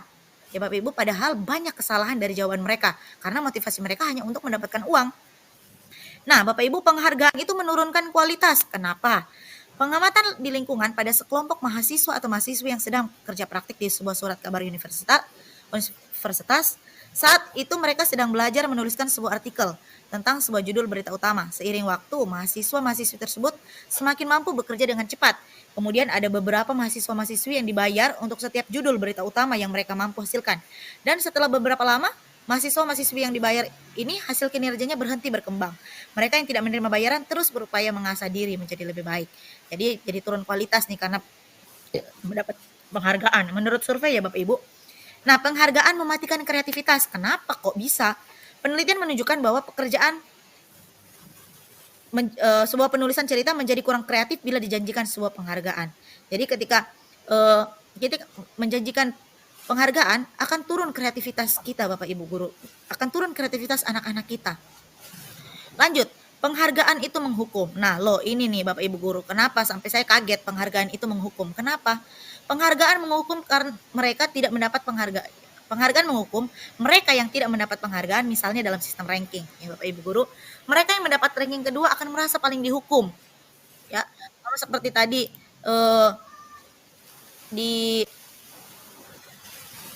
apa Ibu bisa, kenapa angkat tangannya Ibu bisa? Atau mungkin angkat tangan dari tadi ya? Kepencet. Oh ya mungkin kepencet. Lanjut ya. Nah jadi penghargaan ini menghukum ya Bapak Ibu guru, misalnya karena sistem ranking. Yang ranking kedua ini merasa dihukum. Jadi begini Bapak Ibu, ketika mereka semester 1 misalnya nih mereka juara 1 ya Bapak Ibu guru ya. Ranking 1 kita umumkan. Terus berikutnya mereka jadi ranking 2. Mereka akan merasa tertampar, merasa akan tersakiti Bapak Ibu. Mereka merasa paling dihukum.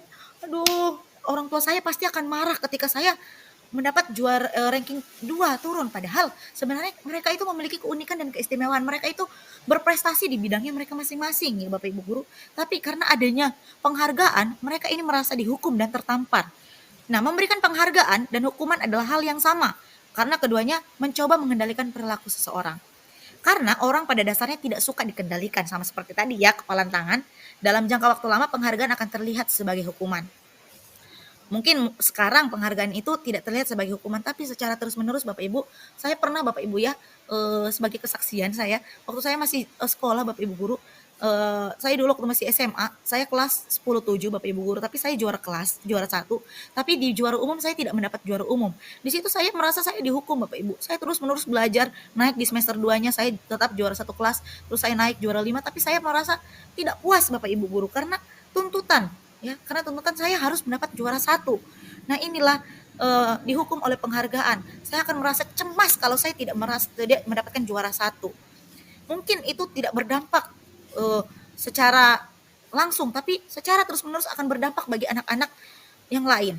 Nah, motivasi dalam diri. Saat seorang anak belajar untuk pertama kali menggabungkan huruf-huruf dan kata-kata, serta menyadari bahwa ia dapat membaca, timbul pijar di matanya sebuah senyuman wajah. Jadi ketika anak-anak bisa melakukan sesuatu, anak tersebut sebenarnya bangga, ada motivasi intrinsik dalam dirinya. Tapi ketika guru memberikan penghargaan kepada anak, maka kita akan menghilangkan kegembiraan anak yang secara alamiah ditimbulkan oleh anak tersebut. Nah lanjut Bapak Ibu, kita masuk pada materi yang selanjutnya. Bapak Ibu guru hebat, apakah Bapak Ibu guru memakai helm saat berkendara, apakah karena takut ditilang polisi atau untuk keselamatan? Ayo di komentar ya Bapak Ibu guru. Bapak Ibu guru hebat, mengapa kita perlu memakai helm saat berkendara? Apakah karena kita takut ditilang polisi atau untuk keselamatan? Ya Ibu Anissa, ya untuk keselamatan. Ya untuk keselamatan. Untuk keselamatan diri ya Bapak Andrianto. Ibu Karanita untuk keselamatan. Ibu Iwis untuk keselamatan. Ya Bapak Ibu guru, mari kita lihat. Benar sekali untuk keselamatan. Begitu juga dengan murid-murid kita. Kita harus menanamkan suatu nilai-nilai kebajikan untuk diyakini oleh anak-anak kita. Misalnya mereka datang ke sekolah itu untuk apa? Ya, pastinya tentu tanggung jawab dan komitmen. Seseorang akan lebih tergerak dan bersemangat untuk menjalankan keyakinannya daripada hanya sekedar mengikuti serangkaian peraturan tertulis tanpa makna. Murid-murid pun demikian. Mereka perlu mendengar dan memahami arti sesungguhnya tentang peraturan-peraturan yang diberikan. Apakah nilai-nilai kebajikan di balik peraturan tersebut? Apa tujuan utamanya? Mereka diperlukan adanya keyakinan kelas atau kesepakatan kelas. Nah, Pak Ibu guru, kita masuk nih. Menurut Bapak dan Ibu guru hebat, apakah peraturan kelas dan keyakinan kelas itu sama? Ya, mengapa keyakinan kelas? Mengapa tidak peraturan kelas saja? Coba satu orang, saya minta nih satu orang untuk mengangkat tangan. Mengapa keyakinan kelas? Mengapa tidak peraturan kelas saja? Ya, Ibu Anissa, silakan. Ya, terima kasih untuk kesempatan. Kalau menurut saya, kenapa berbeda keyakinan dan peraturan? Jadi biasanya peraturan itu, menurut saya, itu ditetapkan oleh guru. Tapi kalau keyakinan kelas itu, jadi biasanya guru dan siswa saling bertukar pendapat. Kira-kira di kelas ini kita ingin kelasnya seperti apa? Pembelajaran seperti apa. Jadi akan dibuat suatu goals sehingga muncul ketetapan-ketetapan untuk dilaksanakan di kelas tersebut. Contoh, kami mau pembelajaran di kelas itu menyenangkan, tertib, disiplin. Nah, jadi lewat poin itu kita akan sama-sama membuat kesepakatan, keyakinan, oh berarti nanti jangan terlambat. Kalau misalnya guru menjelaskan, tidak boleh ada diskusi di luar materi yang dijelaskan. Itu menurut saya. Jadi beda peraturan dan keyakinan. Kalau peraturan mungkin guru yang menetapkan sendiri, oh harus seperti ini, harus seperti ini. Tapi kalau keyakinan, siswa dilibatkan dalam membuat kesepakatan. Ini menurut saya. Oke, Ibu Johanna. Silakan, Ibu. Oke, Ibu Johanna, silakan Ibu Johanna, Ibu Kepala Sekolah.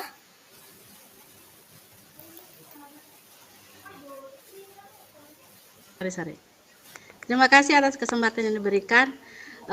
Saya sependapat dengan pendapat dari Ibu Anissa mengenai peraturan dan keyakinan kelas. Jadi kalau untuk peraturan itu hanya dibuat oleh satu pihak, yaitu guru itu sendiri. Sedangkan untuk keyakinan kelas, di sini guru menggali ide-ide ataupun pendapat dari setiap peserta didik, yang tentunya misalnya kalau kita di dalam kelas itu sudah ada peraturan, maka dari peraturan itu kita tidak perlu membuat yang baru, tetapi kita tinggal mengubah peraturan itu menjadi sebuah keyakinan kelas. Kita memerlukan bantuan dari murid-murid, ide, gagasan, pendapat dari murid-murid ini akan kita gali, kemudian kata-kata yang kata-kata yang bermakna negatif di situ, misalnya jangan, tidak, ataupun tidak boleh, itu nanti ke dalam keyakinan kelas menjadi kalimat-kalimat yang positif. Jadi pada intinya, kalau misalnya peraturan masih mengandung kalimat-kalimat negatif, tetapi untuk keyakinan kelas ini hanya mengandung kalimat positif. Terima kasih. Oke, terima kasih Ibu Yohana. Baik sekali pertanyaannya. Saya di sini tidak bilang salah atau apa, tapi kita semua belajar ya. Itu luar biasa sekali Ibu Yohana. Ya, Ibu Yohana ini Bu Kepala Sekolah di SD Lirung ya, Bapak Ibu. Lanjut. Nah, kita lihat peraturan kelas. Nah, peraturan kelas ini ada di lingkup di tengah ya. Lewat peraturan kelas akan dibuat namanya keyakinan kelas ya, peraturan-peraturan kelas yang sama seperti Ibu Yohana sampaikan tadi, misalnya sudah ada, buat saja jadi keyakinan kelas. Nah, di mana mungkin peraturan-peraturan kelas itu kita ubah menjadi kata-kata positif ya, karena peraturan-peraturan kelas kan misalnya tidak boleh membuang sampah sembarangan ya, berarti itu keyakinan kelasnya jangan membuang sampah pada tempatnya ya. Dari membuat keyakinan kelas ini akan timbullah lingkungan yang positif. Dari lingkungan positif maka akan menjadi suatu budaya positif yang ada di sekolah kita. Nah, Bapak Ibu guru, bisa kita lihat sama seperti tadi, mengapa kita memiliki peraturan memakai helm pada saat mengendara kendaraan roda 2 atau motor? Tentunya keyakinannya keselamatan. Mengapa kita memiliki peraturan menggunakan masker dan pencuci tangan? Tentunya untuk kesehatan ya Bapak Ibu guru, yang kita yakini. Mengapa kita punya peraturan membuang sampah pada tempatnya? Ya, keyakinannya kebersihan dan kesehatan. Mengapa kita punya peraturan masuk kelas tepat waktu?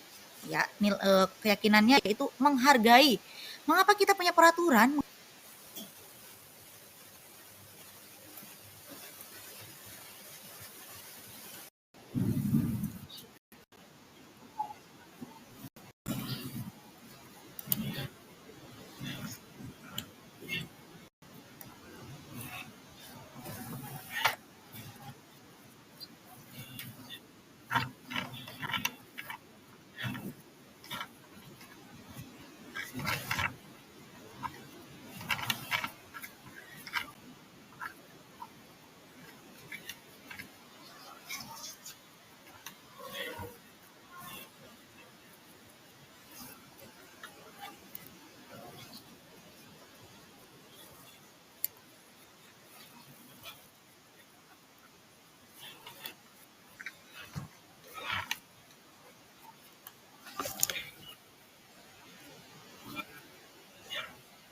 Oke, sudah.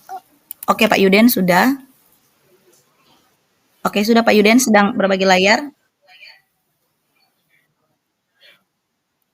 Iya, iya.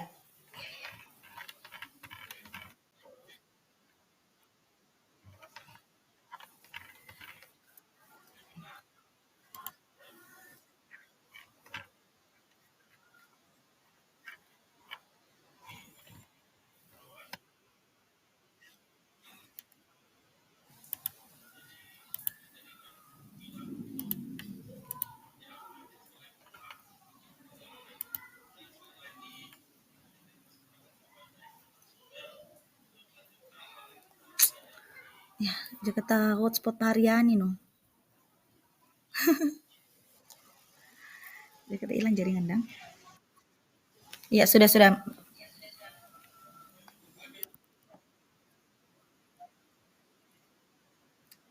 Oke, terima kasih. Minta maaf sekali Bapak Ibu guru hebat. Kita lanjut dari keyakinan kelas. Ya, keyakinan kelas itu bersifat lebih abstrak daripada peraturan kelas yang lebih rinci dan konkret ya, sama seperti tadi saya katakan. Keyakinan kelas berupa pernyataan-pernyataan universal.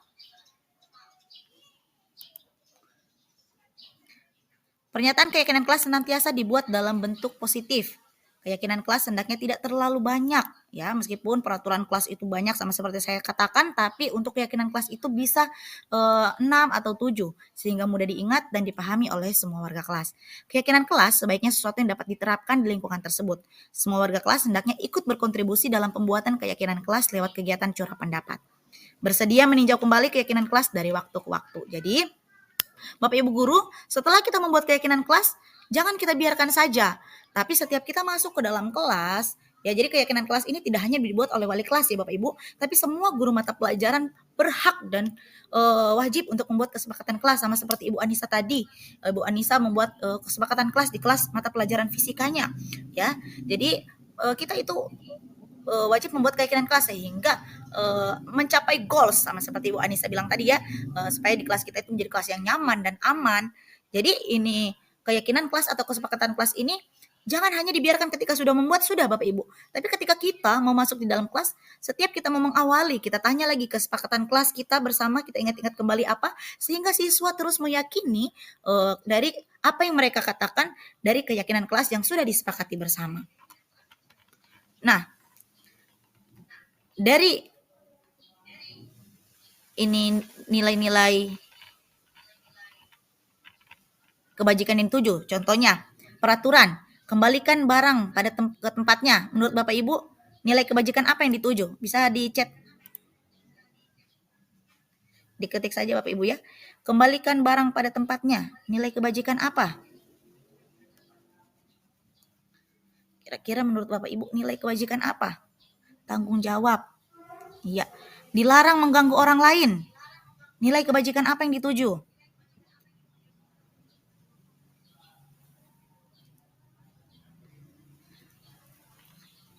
Ayo.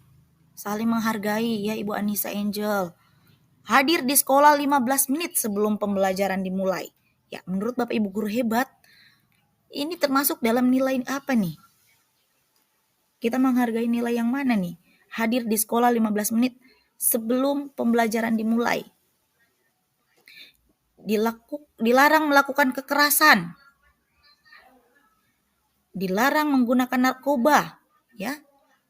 Bergantian atau menunggu giliran, ya. Dilarang melakukan kekerasan, ya. Dilarang menggunakan narkoba, tentunya ini nilai-nilai kesehatan ya Bapak Ibu. Bergantian atau menunggu giliran, menghargai. Dilarang merokok, ini kesehatan. Gunakan masker, kesehatan. Berjalan di atas di kelas dan koridor itu keselamatan. Nah, langkah-langkah membuat keyakinan kelas ya Bapak Ibu, saya sudah membuat keyakinan kelas pada awal semester lalu. Yaitu yang pertama, kita mempersilakan murid-murid di kelas untuk bercurah pendapat tentang peraturan yang perlu disepakati di kelas. Ya, misalnya di kelas kita ini belum ada peraturan kelas. Ya, bisa Bapak Ibu guru sampaikan kepada anak-anak untuk curah pendapat. Jadi anak-anak yang menyampaikan, sehingga bukan hanya dari kita guru saja yang menyampaikan, oh peraturannya kamu tidak boleh ini, kamu tidak boleh ini. Tapi peraturannya diungkapkan oleh murid-murid kita di kelas. Jadi misalnya ya Bapak Ibu pembelajaran fisika misalnya. saya guru fisika dan guru mulak, misalnya di kelas kita begini, ayo anak-anak, peraturan di kelas kita mau buat seperti apa agar kelas kita nyaman, misalnya ya, ibu tidak boleh bermain HP saat belajar, ya. Mereka mencurahkan peraturan-peraturan yang mereka ungkapkan sendiri beserta dengan konsekuensinya apa, ya. Misalnya kalau bermain handphone saat belajar di kelas, konsekuensinya mereka handphonenya akan disita dulu, nanti dikembalikan setelah pembelajaran. Nah, setelah mereka bercurah pendapat tentang peraturan, kita mencatat semua masukan-masukan murid di papan tulis, atau kita bisa membagikan kertas post-it, ya, kertas untuk poster, di mana semua anggota kelas bisa melihat hasil curah pendapat. Nah, susunlah keyakinan kelas sesuai prosedur pembentukan keyakinan kelas. Gantilah kalimat-kalimat dalam bentuk negatif menjadi bentuk positif. Misalnya kan di dalam kelas tidak boleh membuli, ya, saling menghargai. Tidak boleh keluar jika tidak diizinkan, ya, berarti itu saling menghargai, ya. Jadi kalimat-kalimat abstrak yang negatif menjadi positif. Tinjau kembali daftar curah pendapat yang sudah dicatat. Anda mungkin mendapati bahwa pernyataan yang ditulis masih banyak berupa peraturan-peraturan. Selanjutnya, ajak murid untuk menemukan nilai kebajikan atau keyakinan yang dituju dari peraturan tersebut. Nah, setelah itu tinjau ulang keyakinan kelas secara bersama-sama. Seharusnya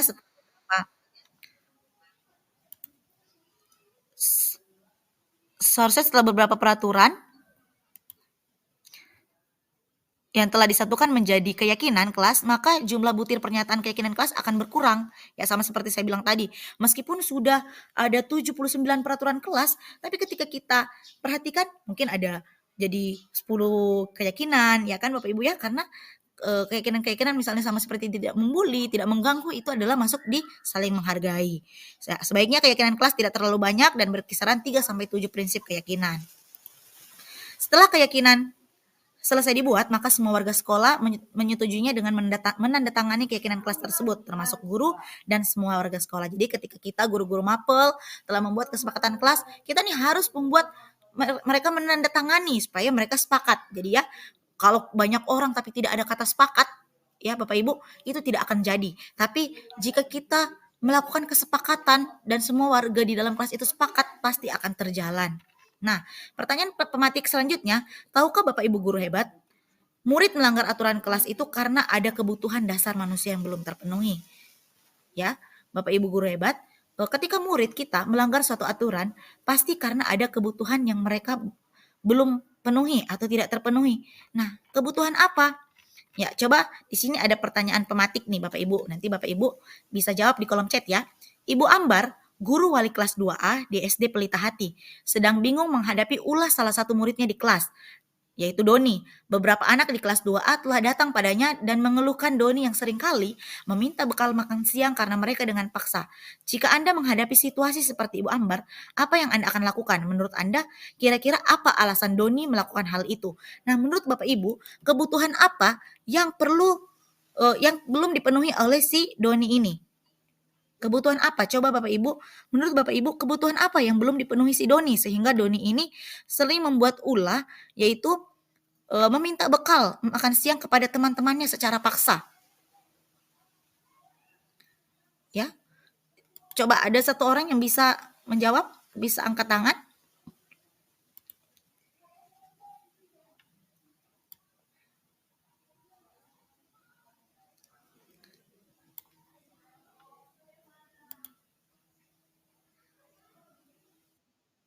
Ya, Ibu Alfika, silakan Ibu Alfika.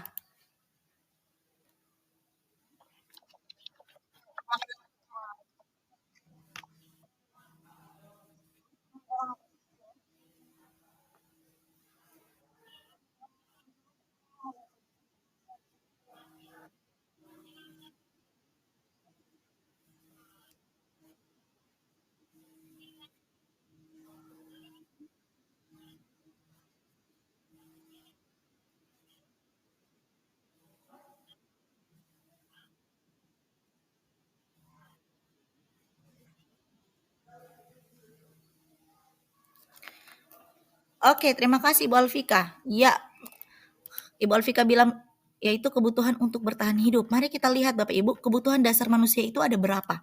Ya, kebutuhan dasar manusia itu ada 5 Bapak Ibu, ya, yaitu bertahan hidup, cinta kasih, dan diterima penguasaan, kebebasan, dan kesenangan. Seluruh tindakan manusia memiliki tujuan tertentu. Semua yang kita lakukan adalah usaha terbaik kita untuk mendapatkan apa yang kita inginkan. Ketika kita mendapatkan apa yang kita inginkan, sebetulnya saat itu kita sedang memenuhi satu atau lebih dari kebutuhan dasar kita, yaitu kebutuhan untuk bertahan hidup, kasih sayang dan rasa diterima, kebebasan, kesenangan, dan penguasaan. Jadi Bapak Ibu, ketika seorang murid melakukan sesuatu perbuatan yang bertentangan dengan nilai-nilai kebajikan, itu memiliki alasan Bapak Ibu. Hal itu sebenarnya dikarenakan mereka gagal memenuhi kebutuhan dasar mereka. Untuk lebih jelasnya, kita bisa melihat dari kebutuhan dasar ini ya Bapak Ibu ya. Dari 5 kebutuhan dasar ini. Jadi ketika kita melihat murid kita di kelas, mungkin mereka tidur-tidur, mereka bosan atau apa, kita bisa melihat, kita bisa membuat suatu refleksi. Atau bertanya, kenapa kamu tidur di kelas? Kita tanyakan ya, kenapa kamu tidak membuat tugas? Jadi apapun yang mereka lakukan pasti ada alasannya. Misalnya mereka, Ibu, saya bosan, pelajarannya Ibu monoton, cuman mencatat, saya capek Bu, saya mencatat terus. Jadi mereka ini membutuhkan suatu kebebasan ya Bapak Ibu ya, freedom. Mereka mau kebutuhan kebebasan mereka itu terpenuhi, makanya mereka membuat hal-hal yang tidak baik. Ya, mereka melanggar aturan-aturan tersebut. Mereka tidur atau mereka keluar masuk kelas seperti itu Bapak Ibu. Jadi kita harus mengetahui kenapa anak kita ini melakukan hal tersebut. Ya, jadi kita harus paham 5 kebutuhan dasar ini ya Bapak Ibu guru. Selanjutnya, nah, apa yang Bapak Ibu guru hebat lakukan jika murid melanggar aturan kelas yang ada, membiarkan saja, menasehati atau memarahi atau menghukum? Nah, menurut Bapak Ibu nih, pertanyaan yang cukup mantap nih, masuk di materi kesukaan saya nih.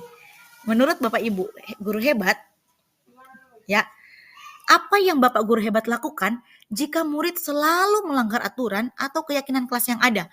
Bapak Ibu guru apakah akan membiarkannya saja, atau menasehati, atau memarahi, atau menghukum ini Bapak Ibu? Ayo angkat tangan Bapak Ibu ya. Kita di sini saling belajar, berdiskusi ya Bapak Ibu ya.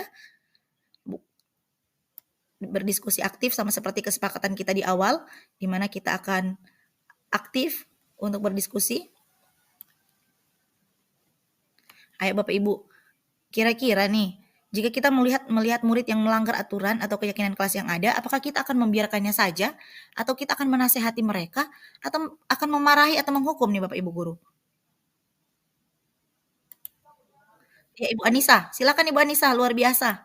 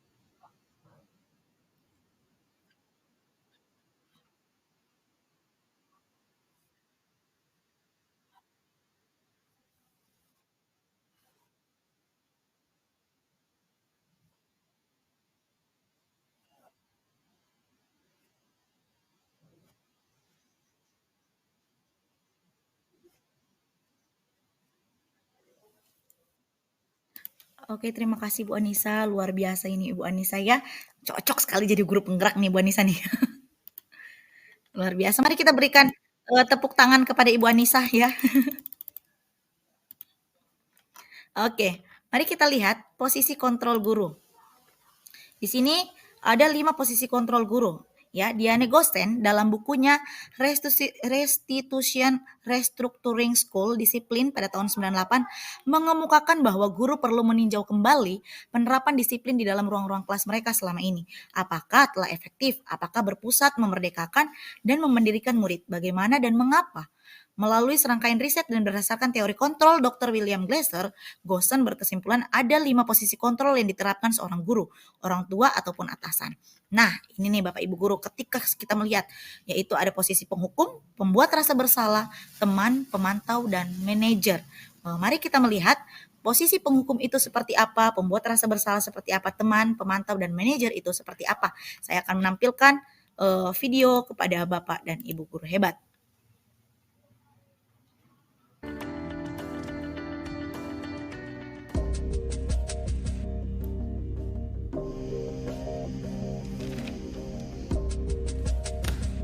Jadi ini posisi penghukum ya Bapak Ibu.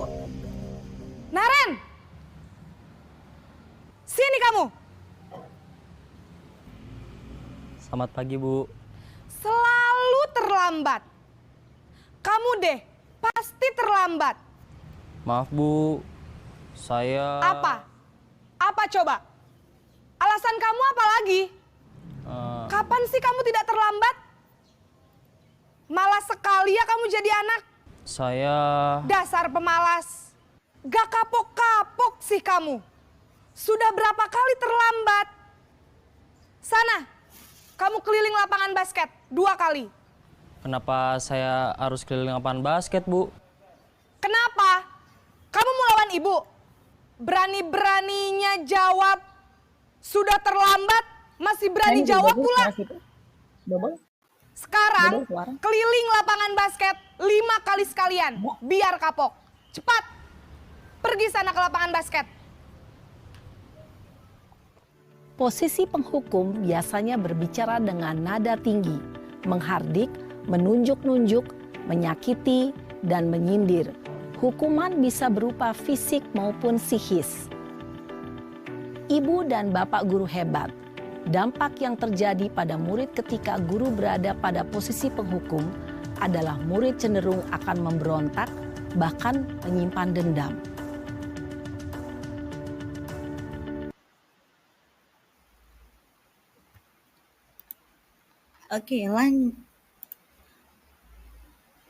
Oke, lanjut Bapak Ibu guru. Jadi dampak posisi penghukum itu membuat murid menjadi pendendam ya Bapak Ibu guru ya. Murid jadi tidak menyukai guru atau mata pelajaran yang diampu.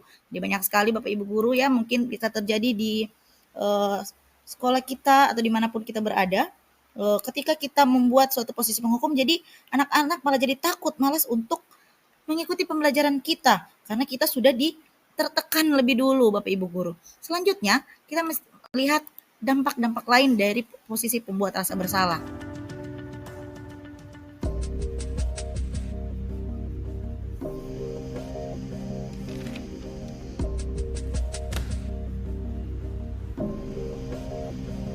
Naren!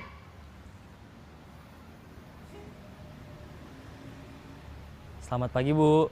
Naren. Kamu kenapa terlambat lagi, Nak?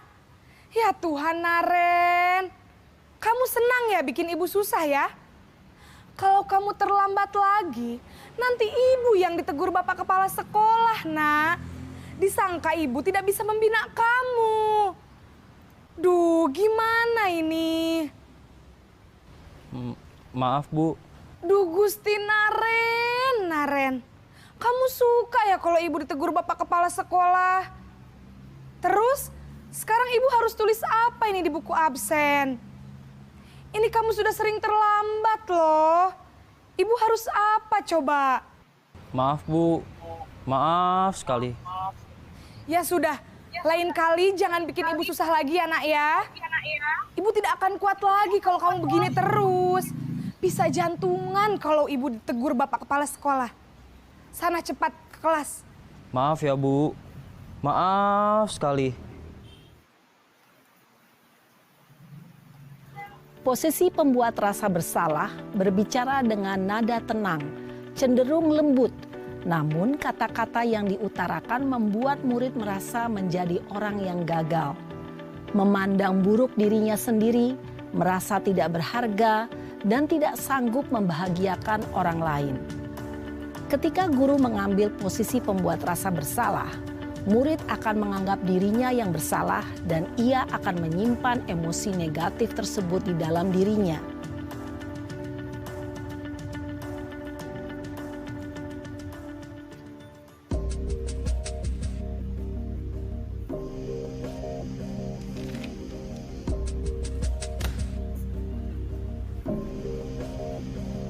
Naren!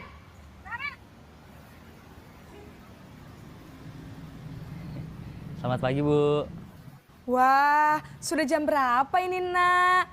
Terlambat lagi ya, sayang? Iya, Bu. Habis ibu saya lupa bangunkan saya, Bu. Kamu malah menyalahkan ibu kamu. Kamu bukannya anak yang larinya paling kenceng. Kok terlambat sih? Iya, Bu. Saya memang terlambat bangun tadi. Jadi, biarpun saya lari kencang, tetap gak kekejar, Bu. Ya sudah sana. Nanti lain kali larinya lebih kenceng lagi ya. Biar gak terlambat lagi. Bikin seneng ibu. Demi ibu. Bisa kan? Bisa lah, Bu. Ya sudah sana masuk kelas. Ibu beresin urusan absen kamu. Kamu ini ada-ada saja.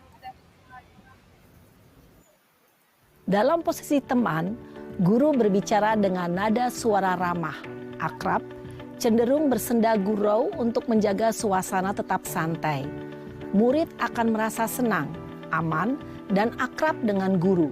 Identitas yang tercipta adalah identitas sukses atau berhasil. Namun, perlu diingat, karena ini masih dorongan eksternal, maka ada faktor ketergantungan dari murid kepada orang tertentu. Di sini guru absennya, sehingga di lain waktu murid bisa berperilaku baik, namun hanya kepada orang-orang tertentu saja.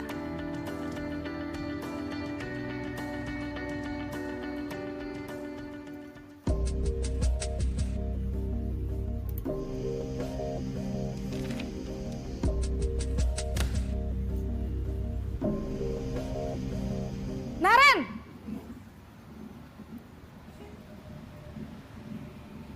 Selamat pagi, Bu. Naren, apa peraturan sekolah kita tentang jam berapa kita harus masuk sekolah, Nak? Kita harus di sekolah jam 7, Bu. Iya, betul. Sekarang sudah jam 7.20. Naren sudah tahu konsekuensinya jika terlambat hadir. Paham, Bu. Saya harus tinggal kelas pas jam istirahat selama 20 menit. Iya, benar. Konsekuensinya demikian. Jadi nanti jam 9.30 pas istirahat, kamu harus tinggal di kelas, kerjakan tugas tambahan untuk ketertinggalan kamu, ya? Baik, Bu. Posisi pemantau mengandalkan penghitungan atau data untuk mengontrol murid. Guru mengarahkan murid berdasarkan peraturan dan konsekuensi. Seorang pemantau menunjukkan bahasa tubuh dan ekspresi wajah yang datar dan cenderung formal.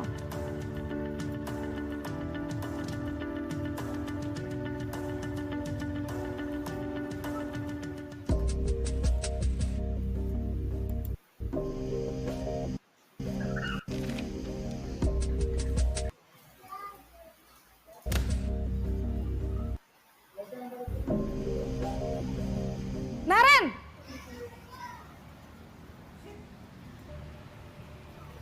Selamat pagi, Bu. Selamat pagi, Naren. Maaf, Bu. Saya terlambat.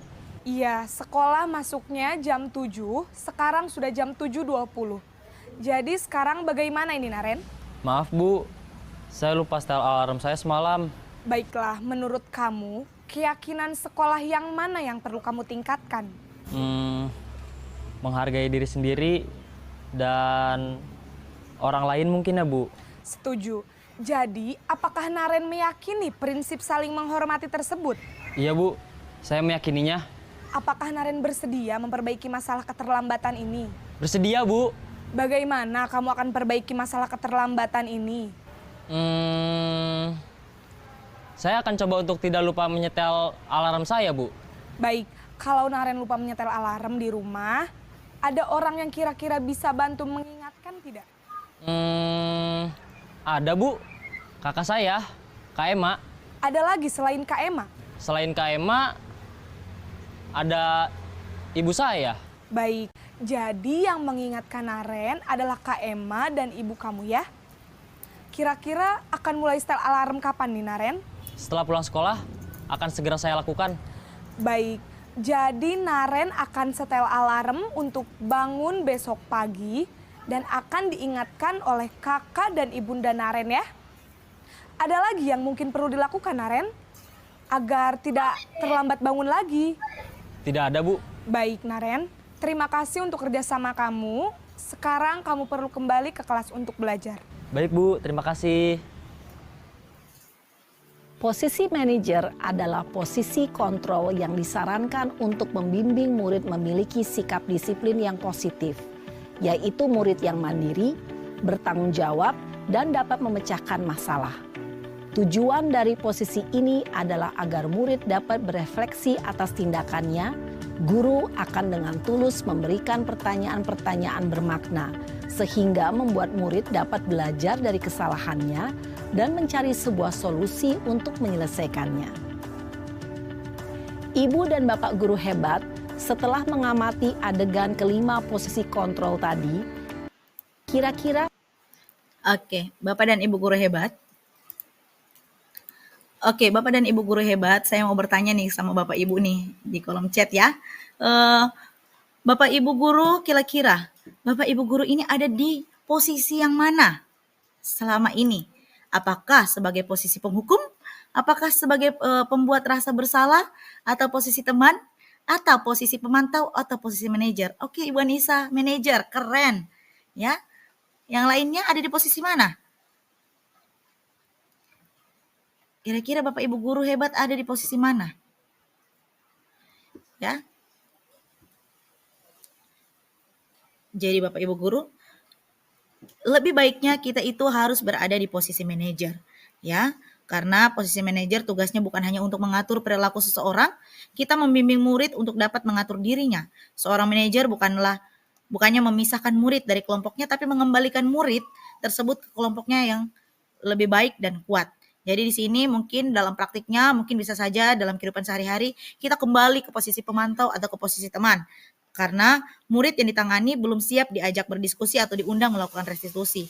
Namun perlu disadari, tujuan akhir dari 5 posisi kontrol seorang guru adalah pencapaiannya yaitu posisi manajer. Di mana posisi inilah murid dapat menjadi pribadi yang mandiri, merdeka dan bertanggung jawab atas segala perilaku dan sikapnya yang pada akhirnya dapat menciptakan lingkungan yang positif, nyaman dan aman. Ya, Bapak Ibu guru, bisa kita lihat saja saat contohnya. Untuk posisi penghukum, guru akan berbuat menghardik, menunjuk-nunjuk, menyakiti dan menyindir. Untuk membuat orang merasa bersalah, berceramah, menunjuk kekecewaan mendalam. Sama seperti tadi ya, kamu senang ya membuat ibu susah. Ya, seperti tadi. Posisi teman membuat alasan-alasan untuk murid-muridnya. Demi ibu ya, buat ibu ya, seperti itu.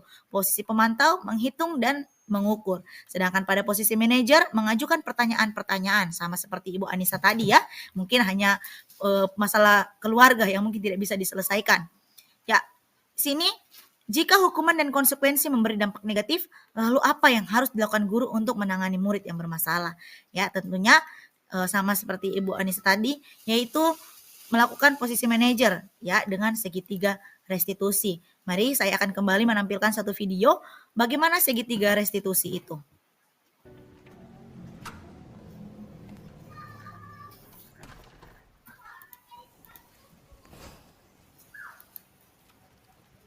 Siang Sarah.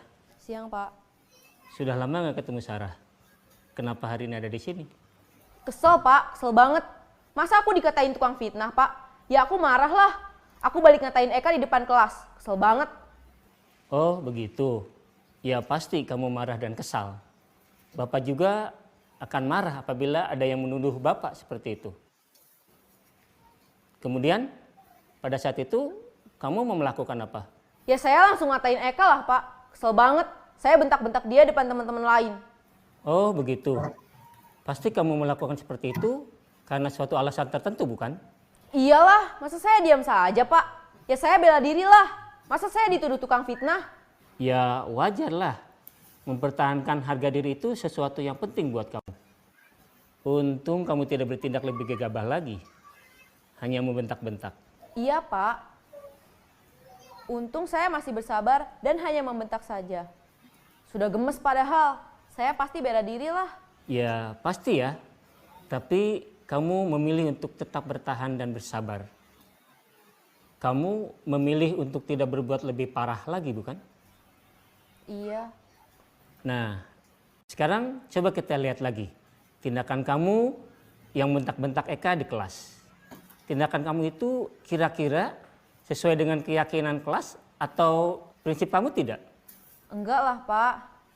Capek, Pak, jadi pemarah. Jadi keyakinan atau prinsip mana yang kurang sesuai dengan keinginan kamu? Ya, saya sebenarnya sangat menghargai orang lain.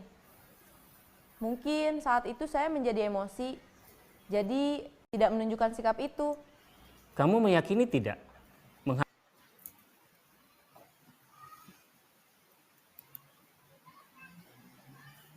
Menghargai orang lain itu penting buat kamu. Yakinlah, Pak. Iya, setuju. Kita harus saling menghargai. Namun, ada juga keyakinan yang kita sepakati yang perlu kita jalankan apabila kita sedang marah, bukan? Ya, saya bisa lebih proaktif, mulai dengan diri sendiri. Saya bisa jadi lebih bersabar, mengambil waktu jeda untuk berpikir mau apa selanjutnya. Kira-kira kamu bersedia memperbaiki masalah ini tidak? Bersedia, Pak. Kalau kamu memperbaiki masalah ini, kamu akan menjadi orang seperti apa? Saya akan menjadi orang yang bertanggung jawab kali ya, Pak. Dan senantiasa proaktif. Iya, menurut kamu bagaimana rasanya menjadi orang seperti itu? Ya nyaman lah, bangga bisa bersabar dan menahan diri. Baiklah kalau begitu. Yuk kita pikirkan bagaimana memperbaiki masalah ini.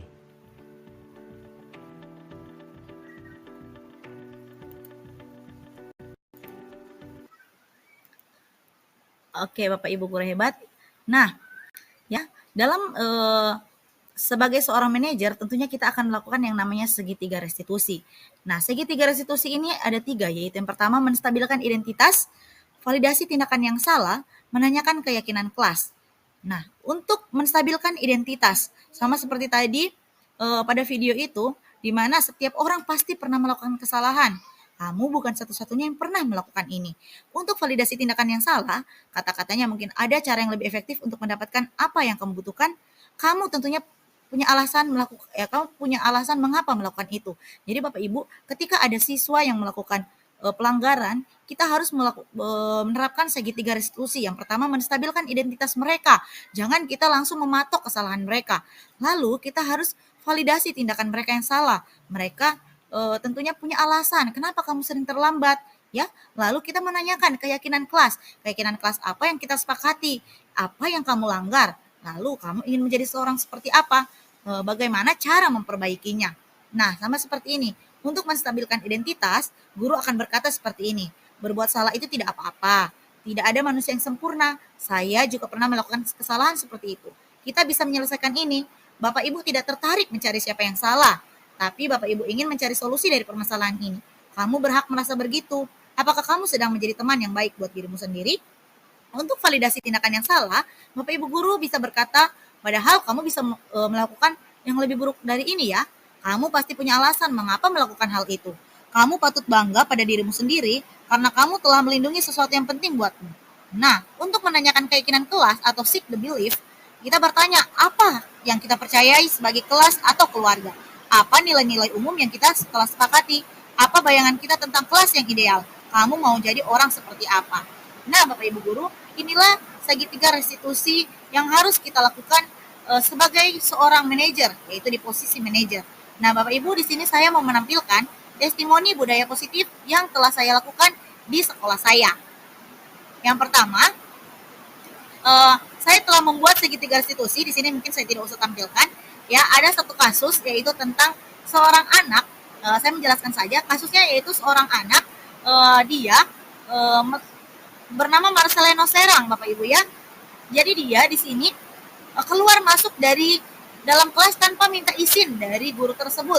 Jadi ketika dia kembali dari dalam kelas, Bapak guru tersebut tidak mengizinkannya untuk masuk. Ya, di sini kita pasti mengetahui alasan dia kenapa. Jadi kita harus memahami dulu alasan 5 kebutuhan dasar apa yang membuat sampai anak ini keluar masuk kelas. Jadi kita harus paham dulu kebutuhan dasarnya. Jadi setelah itu kita langsung menstabilkan identitas. Menstabilkan identitas dia, kita bertanya, kenapa kamu melakukan hal tersebut? Ya, baru kita memvalidasi tindakan yang salah. Pasti kamu melakukan hal tersebut ada alasannya. Lalu kita menanyakan keyakinan apa yang ia yakini ketika dia tidak melakukan hal tersebut. Misalnya dia ini keluar masuk tidak meminta izin, tentunya saling menghargai yang dia sampaikan. Nah, saya di sini telah membuat video ini terlalu panjang. Selanjutnya ada kasus kedua, yaitu kasus ketika si Putri tidak memakai topi.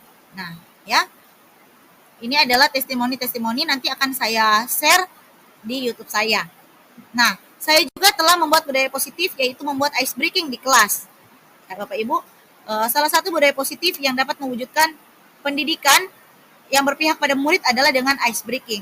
Ice breaking adalah sesuatu kegiatan yang bisa kita lakukan dengan tujuan mencairkan suasana. Jadi kita harus menerapkan ice breaking di dalam kelas, apalagi kelas-kelas yang memiliki jam terakhir. Ya Bapak Ibu Guru ya. Kita harus lakukan ice breaking supaya mencairkan suasana, sehingga murid-murid tidak merasa bosan. Selanjutnya, saya juga sudah menerapkan pembelajaran berdiferensiasi. Pembelajaran berdiferensiasi dan budaya positif memiliki kaitan yang kuat dalam upaya menciptakan lingkungan pembelajaran yang inklusif. Jadi di sini pembelajaran berdiferensiasi, produknya yang dihasilkan ketika membuat hasil, peserta didik diberikan kebebasan untuk memilih apakah mereka akan membuat dalam bentuk presentasi secara langsung ataukah membuat presentasi dengan membuat di Canva, membuat presentasi PowerPoint. Nah, di sini juga saya sudah menerapkan penerapan 5S, ya. Senyum, salam, sapa, sopan, dan santun. Dengan datang hadir tepat waktu, memberikan salam kepada siswa yang ada di sekolah. Di sini juga saya telah membuat keyakinan kelas, ya. Videonya mungkin karena jaringan jelek tidak terputar ya Bapak Ibu ya. Saya juga sudah membuat keyakinan kelas di sini. Jadi di sini nanti mereka keyakinan kelasnya sudah kita buat dan mereka bersepakat dengan menandatangani keyakinan kelas tersebut. Oke, demikian pemaparan diseminasi positif, budaya positif dari saya. Saya kembalikan kepada moderator. Terima kasih. Oke, closing statement yang luar biasa dari Ibu Waka. Kita beri tepuk tangan dulu. Emoji tepuk tangan dulu Bapak Ibu sekalian. Send reaction-nya Ibu. Oke, tepuk tangan buah hati terserah Bapak Ibu. Oke, luar biasa. Baik Bapak Ibu sekalian, kita akhiri ya pertemuan webinar kita di pagi dan siang ini. Dan sekali lagi terima kasih kepada Bapak Ibu sekalian, Bapak Ibu guru hebat dimanapun Bapak Ibu berada. Mari kita praktikkan praktik baik ini yang sudah disampaikan Ibu Claudia di sekolah masing-masing. Dan terima kasih kepada Bapak Andrianto, nanti akan menutup kegiatan webinar dengan doa tutup. Kepada Bapak Andrianto, waktu dan layar diberikan. Ya, terima kasih untuk kepercayaan yang diberikan kepada saya. Mengizinkan saya untuk membawakan doa dalam kepercayaan saya, Kristen Protestan. Mari kita berdoa. Kami bersyukur kepadamu Tuhan untuk kesempatan yang Engkau berikan kepada kami, sehingga segala sesuatu yang kami lakukan dalam kegiatan Kombel ini boleh berjalan dengan baik. Engkau akan memberikan kami semua potensi yang luar biasa untuk ke depan dalam mengembangkan diri sebagai pengajar, sebagai guru-guru yang profesional, guru-guru yang hebat. Untuk kedepannya Tuhan, segala sesuatu perencanaan dan segala sesuatu yang menjadi tanggung jawab kami serahkan ke dalam tangan-Mu yang penuh kasih. Ini doa kami ya Tuhan, berkati terus kami. Di dalam nama Tuhan kami Yesus Kristus kami berdoa dan mengucap syukur. Amin. Oke, baik, terima kasih kepada Pak Andrianto. Baik.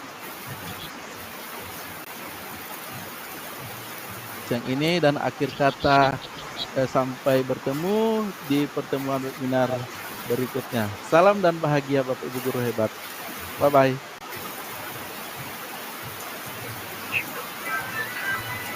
Terima kasih semuanya. Keluar. Tuhan Yesus memberkati. Terima kasih semuanya. Oke. Bye.